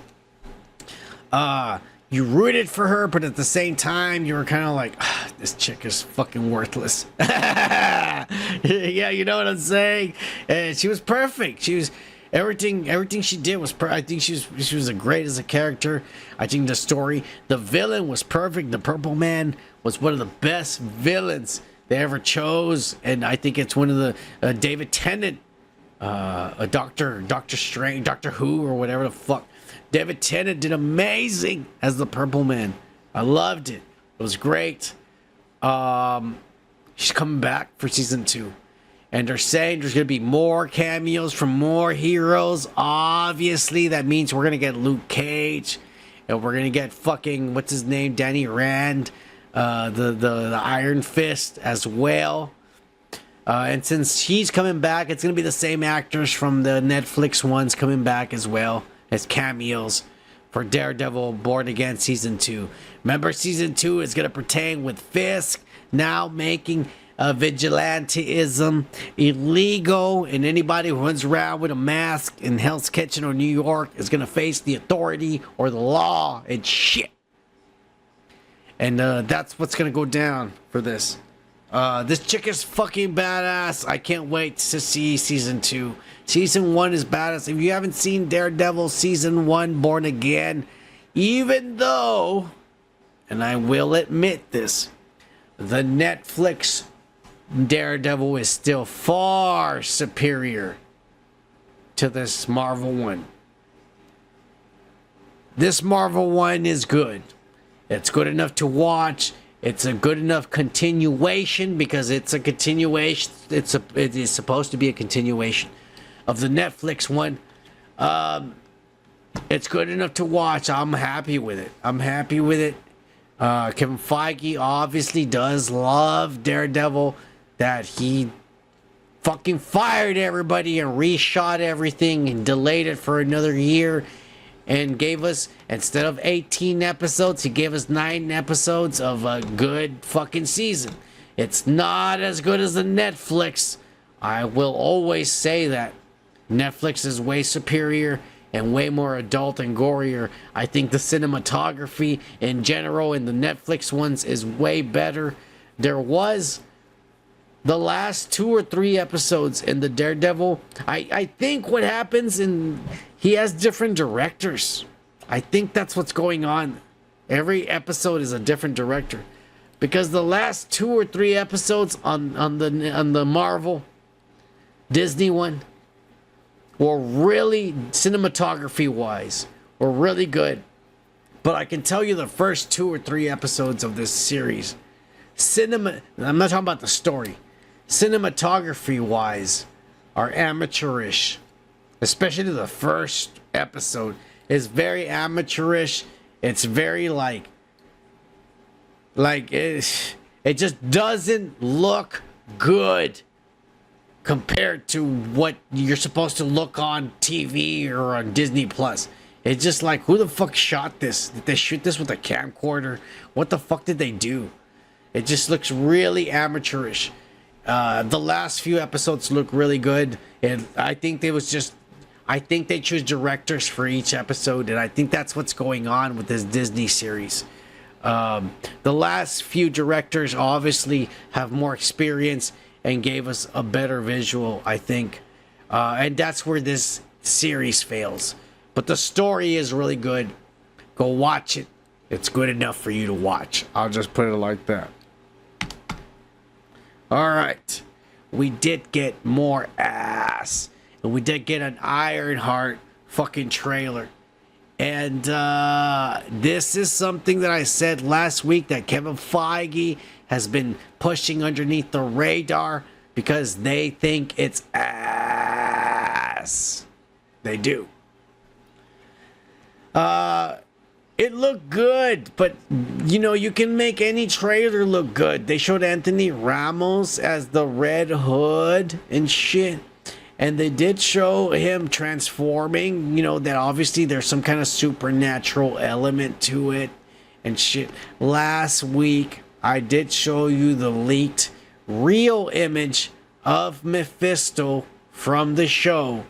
There's on the left side, you see the hood, and then there's an image of Mephisto talking to him because he's going to get his powers from Mephisto. Mephisto is played by Sacha Baron Cohen. Borat, very nice. Pamela Anderson, fuck you, you stupid Jew. Ah, yeah. Ah, yeah. Live. That's who's gonna be Mephisto and shit. This trailer was really racist, if you ask me. Because why the fuck does everything that involves a black person have to do with breaking the law and gangs? Because this is basically what this episode is. This little girl is black and she's in MIT, but somehow she's not making it in school. So then someone with a gang or a bad guy comes and offers her an offer. Hey, come and do some illegal stuff. Because you're black and you're used to it. And then you can have some money to do what you want to do in life. And so she agrees. That's what the thing is about a little black girl who decides to fucking embrace her culture and do black things like breaking the law and stealing. And then regretting it and becoming a good guy in the end. And that's what this show is all about.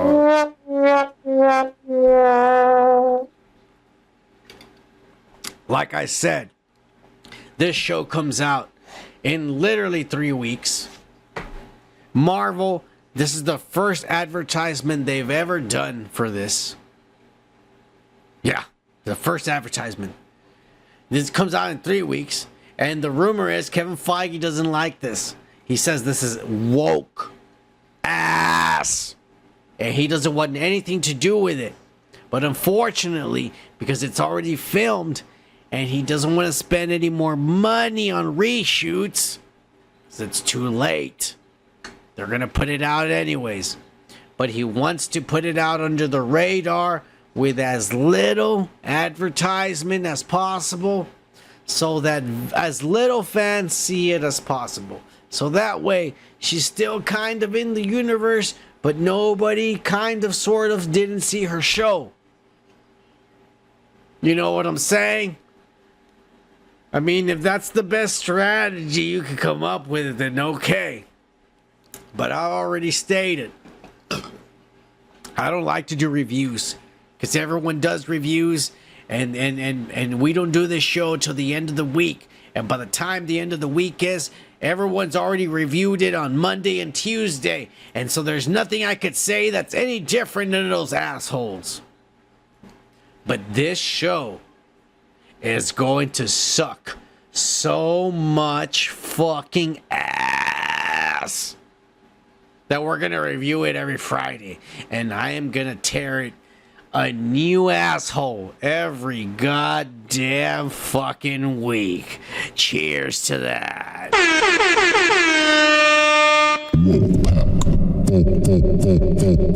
Live. But let's move on to your spoilers, because this week, none other than Roberto I don't. Oh wait, hang on. Donna, fucking shit. Oh yeah, Roberto Daniel Judias. That's probably the worst translation ever. But Robert Downey Jr. posted a fucking picture of himself behind the scenes of Avengers Doomsday, and he's wearing a muscle fucking suit. And if you notice, he has little dots on his forehead because he's already stated plenty of times when he saw Mark Ruffalo wearing the spandex suits with the dots on his head to be the Hulk, he said, "Hey, why am I wearing all this fucking plastic armor and he's wearing a spandex suit?" And they told him, well, he says, "Can you not put Iron Man in a spandex suit?" And they said, "Well, yes, we can." And he goes, "Well, then take all this shit off of me." And from then on, he only wears stupid little spandex suits and dots on his head, and he does no longer wear fucking armor on set. Because he said, "Why the fuck am I wearing stupid shit if he gets to wear pajamas? I get to wear pajamas too." Fucking Robert Downey's smart as fuck, because he used to wear half armor. You go back and look behind the scenes of Iron Man 1 or Avengers 1, and he's wearing like armor. He's wearing actual fucking armor and shit. It's all plastic and ass, but he's wearing shit. Shiny shit. Fuck that, he said. If Ruffalo gets to walk around in a Speedo, then so do I. And so now this is what he wears. And they put dots on his face. And Doom will be all CGI now. But they put muscles on him because he's going to be strong. I do want you to take a look at this. And shit. Is that this is his actual look. I don't know if his face... Look, I don't know if you know Dr. Doom's story. Dr. Doom wears an iron mask because his face is deformed. It's burnt and deformed and shit.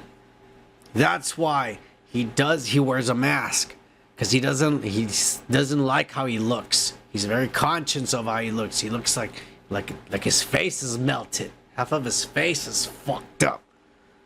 So he wears a mask. Not because he's a bad guy, but because he doesn't want you to see how disgusting he looks. That's why he wears a mask. I don't know if they're doing that to this version of Dr. Doom.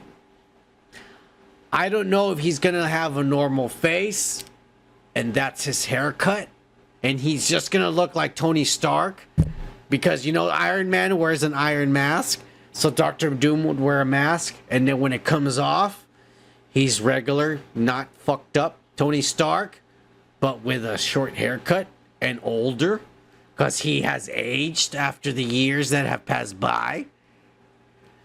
So I don't know what direction they're going with as far as how he's going to look, this variant of Tony Stark Doom. It seems to me like he's not going to be deformed on his face. And it would make more sense to me that he would not be deformed and he would look like an older, more seasoned, wore down Tony Stark. And the reason why I would say it would work better like that is because Tom Holland and everyone else, when they would see Doom, when he would take off his mask, because obviously when they meet Doom, he's got his fucking iron mask on, obviously. But obviously when he's revealed, he's probably beaten the shit out of everyone, and he's God. You know, the way Iron Man's mask comes off, Doom's mask comes off, and everyone see it's Tony. But it's not.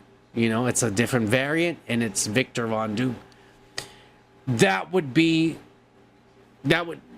to me, that makes more sense than to have a deformed Doctor Doom like in the comic books.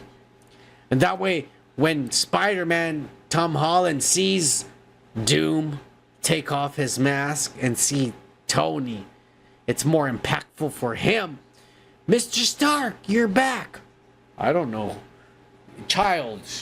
Get away from me, child. I don't know who this Stark is. Bow down to Doom. Oh, yeah. Dude, that'll be dope as fuck. Shout out to Tony Stark, RDJ, though, because if you see, he's holding Jeremy Renner's book, autobiography there. We don't know if Hawkeye is going to be back. He's not going to be for season 2, apparently. They didn't offer him enough money, so he might not even be back for this movie. Who knows? But I like what I'm seeing. I'm curious what direction they're going to go with Doom. If he's deformed or if he's not deformed. I hope that even though in the comic books he's deformed, I think it would make more sense, and I hope they go with him not being deformed and he's just an older Tony. But his name is Victor Von Doom. He's a variant. I hope they do that. They did state, the leakers, very exciting news that this week they filmed the scene. They filmed the main fucking scene that everyone wants to see. Avengers Doomsday is basically going to be Avengers versus X-Men. I've said it. Universes collide, and they filmed the scene where the X-Men fight the Avengers. They said it was beautiful. They said it was amazing. They said that the X-Men, all of them, wore comic accurate suits. Wow. They said Thor had short hair, but Thor had a hood. Like Assassin's Creed. That Thor had a hood over himself, but he had short hair. And he did have a big beard. That's about the only details. There was no details as far as what X-Men and what Avengers were there. Obviously, Tony Stark, Iron Man, is not there. Obviously, Steve Rogers is not there. We have the Black Captain America there, the Falcon. We have Captain Marvel probably there, Mark Ruffalo. We're thinking about who's actually there. You know, Shang-Chi. You know, those guys. You know, all the shitty guys left over are fighting the old X-Men from the Fox universe with comic accurate costumes this time around. Badass. Badass. That's all I'm going to say. And that this was filmed. Like I said, this is in a studio, closed sets. Nobody's allowed with cell phones. So we're only getting word of mouth. No pictures or nothing. They're really being fucking sensitive about this. But we did get one brave soul last week. I'm sorry. Yeah, Gomer, I'm for the X-Men. Last week, like we said, we did say that Magneto, they filmed a scene, Magneto fighting Dr. Doom and shit. So all this shit's been going down. It's all going to be true. I know it is. We do have one brave soul that got some set footage of just the sets of the aftermath. And the aftermath is very interesting because here is the X Mansion. And we saw already last week footage of the X Mansion and all the holes and destruction and shit everywhere. Here is the X Mansion. And if you look closely, it looks like there's Sentinels also destroyed in the property. Now, I have theories. Who knows what? There's people that are saying this is probably a training exercise in the danger room, and this is not real, and the X-Men are training. That's what someone is saying. I think that during the X-Men and Avengers fight, because this is what the story goes. The reason why the Avengers end up in the X-Men universe is because they're trying to rescue Monica Rambeau. If you saw the Marvels, which I personally hope you didn't, and I don't blame you if you didn't, because that movie sucked ass. But if you saw the Marvels, at the end of it, Monica Rambeau, in order to save their universe, she goes into another universe and closes this hole, this rip in time, this rip in space and time, this tear in space, and she closes it, but she closes it from the other side, and so she stays trapped on this other dimension.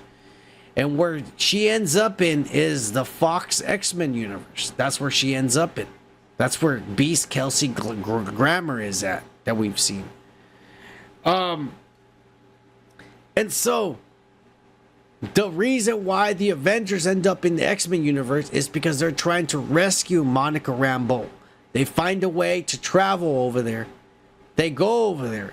But because they go over there and they have superpowers, and in that universe, the Fox universe, there's no Avengers. The X-Men are all like, who the fuck are you? You're attacking us. And so then they all start fighting because they don't know each other. They don't know what's going on. And so that's how Avengers versus X-Men happens.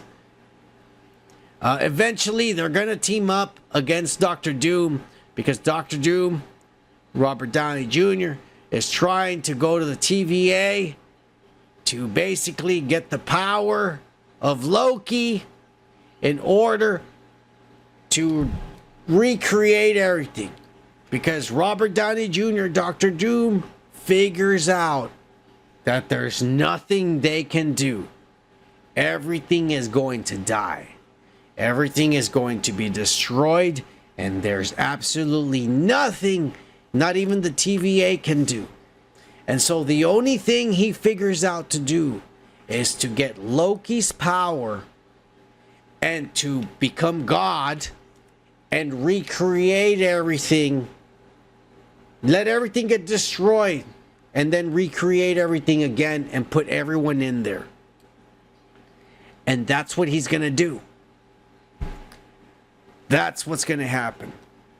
Because the other rumor is that Daphne Keaton, X-23 Lauda, is going to come back in a team built by the TVA called the Exiles to protect the TVA from Doctor Doom, because that's what Doctor Doom wants, is to get to Loki, to get his power, to become God and fix everything. Because everything's going to get destroyed. The TVA can't fix it. No one can fix it. Only Tony Stark, Doctor Doom, figures out how to fix it. Unfortunately, the only way to fix it is to let everything die and then become God and recreate everything. And that's what he's going to do. But, like I said, the TVA makes the Exiles. The Exiles might be the team that ends up going on the Ark. The Ark is a ship that Reed Richards, Mr. Fantastic, makes to save a few heroes and stay outside of time and space into another pocket dimension. And so while Doctor Doom recreates everything gets destroyed, and then Doctor Doom becomes God and then recreates everything into one world where everything now, everyone lives in there, has a new life. Everything is perfect for everyone. They don't remember what life used to be like before. They're just accepted of this new life, and Doom is God and the king of the world. That's the new world. But the people inside of the Ark of the ship that Reed Richards creates they come back into this reality that Doom creates, and they're the only ones that remember what life used to be like. And so that's the team that is going to have to fight Dr. Doom in Secret Wars. And in Secret Wars, which is going to be a 3-hour-long movie, it's going to be insane. Because whatever heroes are in the arc, which my guess, it's going to be the 3 Spider-Mans that we all love. Toby, Andrew, and Tom. It's going to be Wolverine, this little Wolverine girl, Deadpool. I'm guessing Channing Tatum, Blade, Elektra, probably Nicolas Cage, Ghost Rider, and 1 or 2 other heroes from past movies. That's what I'm guessing. They're gonna be the ones like a it's almost like a multiversal team that has to save everyone from Doom. But the thing is, they're gonna be fighting everyone. They're gonna be fighting the Thor Corp, the police force in Doom's new world is the Thor Corp. It's a bunch of Thors, different variants of Thors. It's like hundreds of them, and they're all the police of Thor. They police the globe. It's crazy. And a bunch of other like different things. I got a feeling the Hulk is going to be Maestro. We're going to see a whole new world where everybody's living a different life that it's perfect for them, and they don't remember what stuff used to be like and shit. So it's going to be crazy. No, I don't think Deadpool's going to be able to cuss, but they'll be able to keep it right there, you know, PG-13-ish on the verge and shit, Gomer. But Secret Wars is going to be insane. It's going to be 3 hours long, and it's going to be just it's going to be insanity. And I think that's going to be amazing. I can't wait for that shit to happen. This week, a lot of fucking nerds started coming out and saying how Marvel is working on an Annihilators movie. The Annihilators are made of cosmic beings. Mosley Quasar, fucking Beta Ray Bill, Gladiator from the Shi'ar Empire, Nova, the Silver Surfer, and fucking, what's this guy's name? Ronan the Accuser from the Kree. Very powerful beings. But you know what? They're idiots. Marvel is not going to make another Marvel's of the, Guardians of the Galaxy with a bunch of characters they don't know and ass and risk another hundreds of millions of dollars on a James Gunn fiasco. But I do think half of this rumor is true.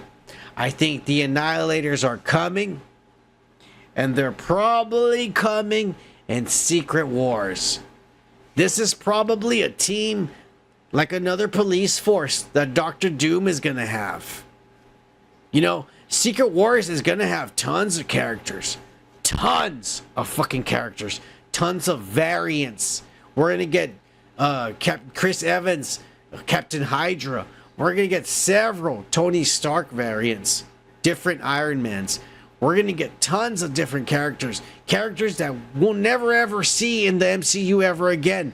But they're at least going to be in Secret Wars. I promise you. They're going to do that for us. Beta Ray Bill will probably be in Secret Wars. And then will never be in any Thor movie or in any other Marvel movie ever again. But at the very least, he will come out in Secret Wars. They're going to do that for us. Characters that we'll never ever see again. And we'll probably would have never ever seen again. Will at least come out in Secret Wars. And they're going to do that for us. I am telling you. Kevin Feige has a lot of making up to do for the past fucking 15 years of ass they've been giving us. Has it been 15 years since Tony Stark died? I don't even know how long it's been. It feels like forever. God damn it. God damn it. But anyways, I know I am done ranting for tonight. you motherfuckers. One last time, make sure you hit the like and subscribe and all that ass. I don't have the button here to press. Sorry, it's not on this screen. And shit. 7 years. Thank you, Gomer, for correcting my script. But anyways, I'm done and I'm drunk and high. So I'm gonna give you some life advice to take home for the evening. And I'll tell you like this.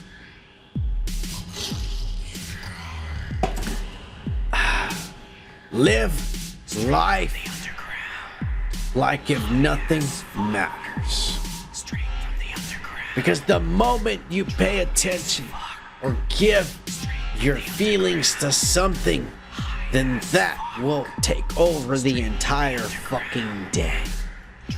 Because if you live your day carefree, like nothing matters, nothing will go wrong. And even when something actually goes wrong, you don't give a fuck enough to let it bother you to go wrong. So live your life carefree. Who cares if someone cuts you off? Who cares if someone takes that parking space at the store you were trying to get into? Who gives a fuck if your wife is cheating on you?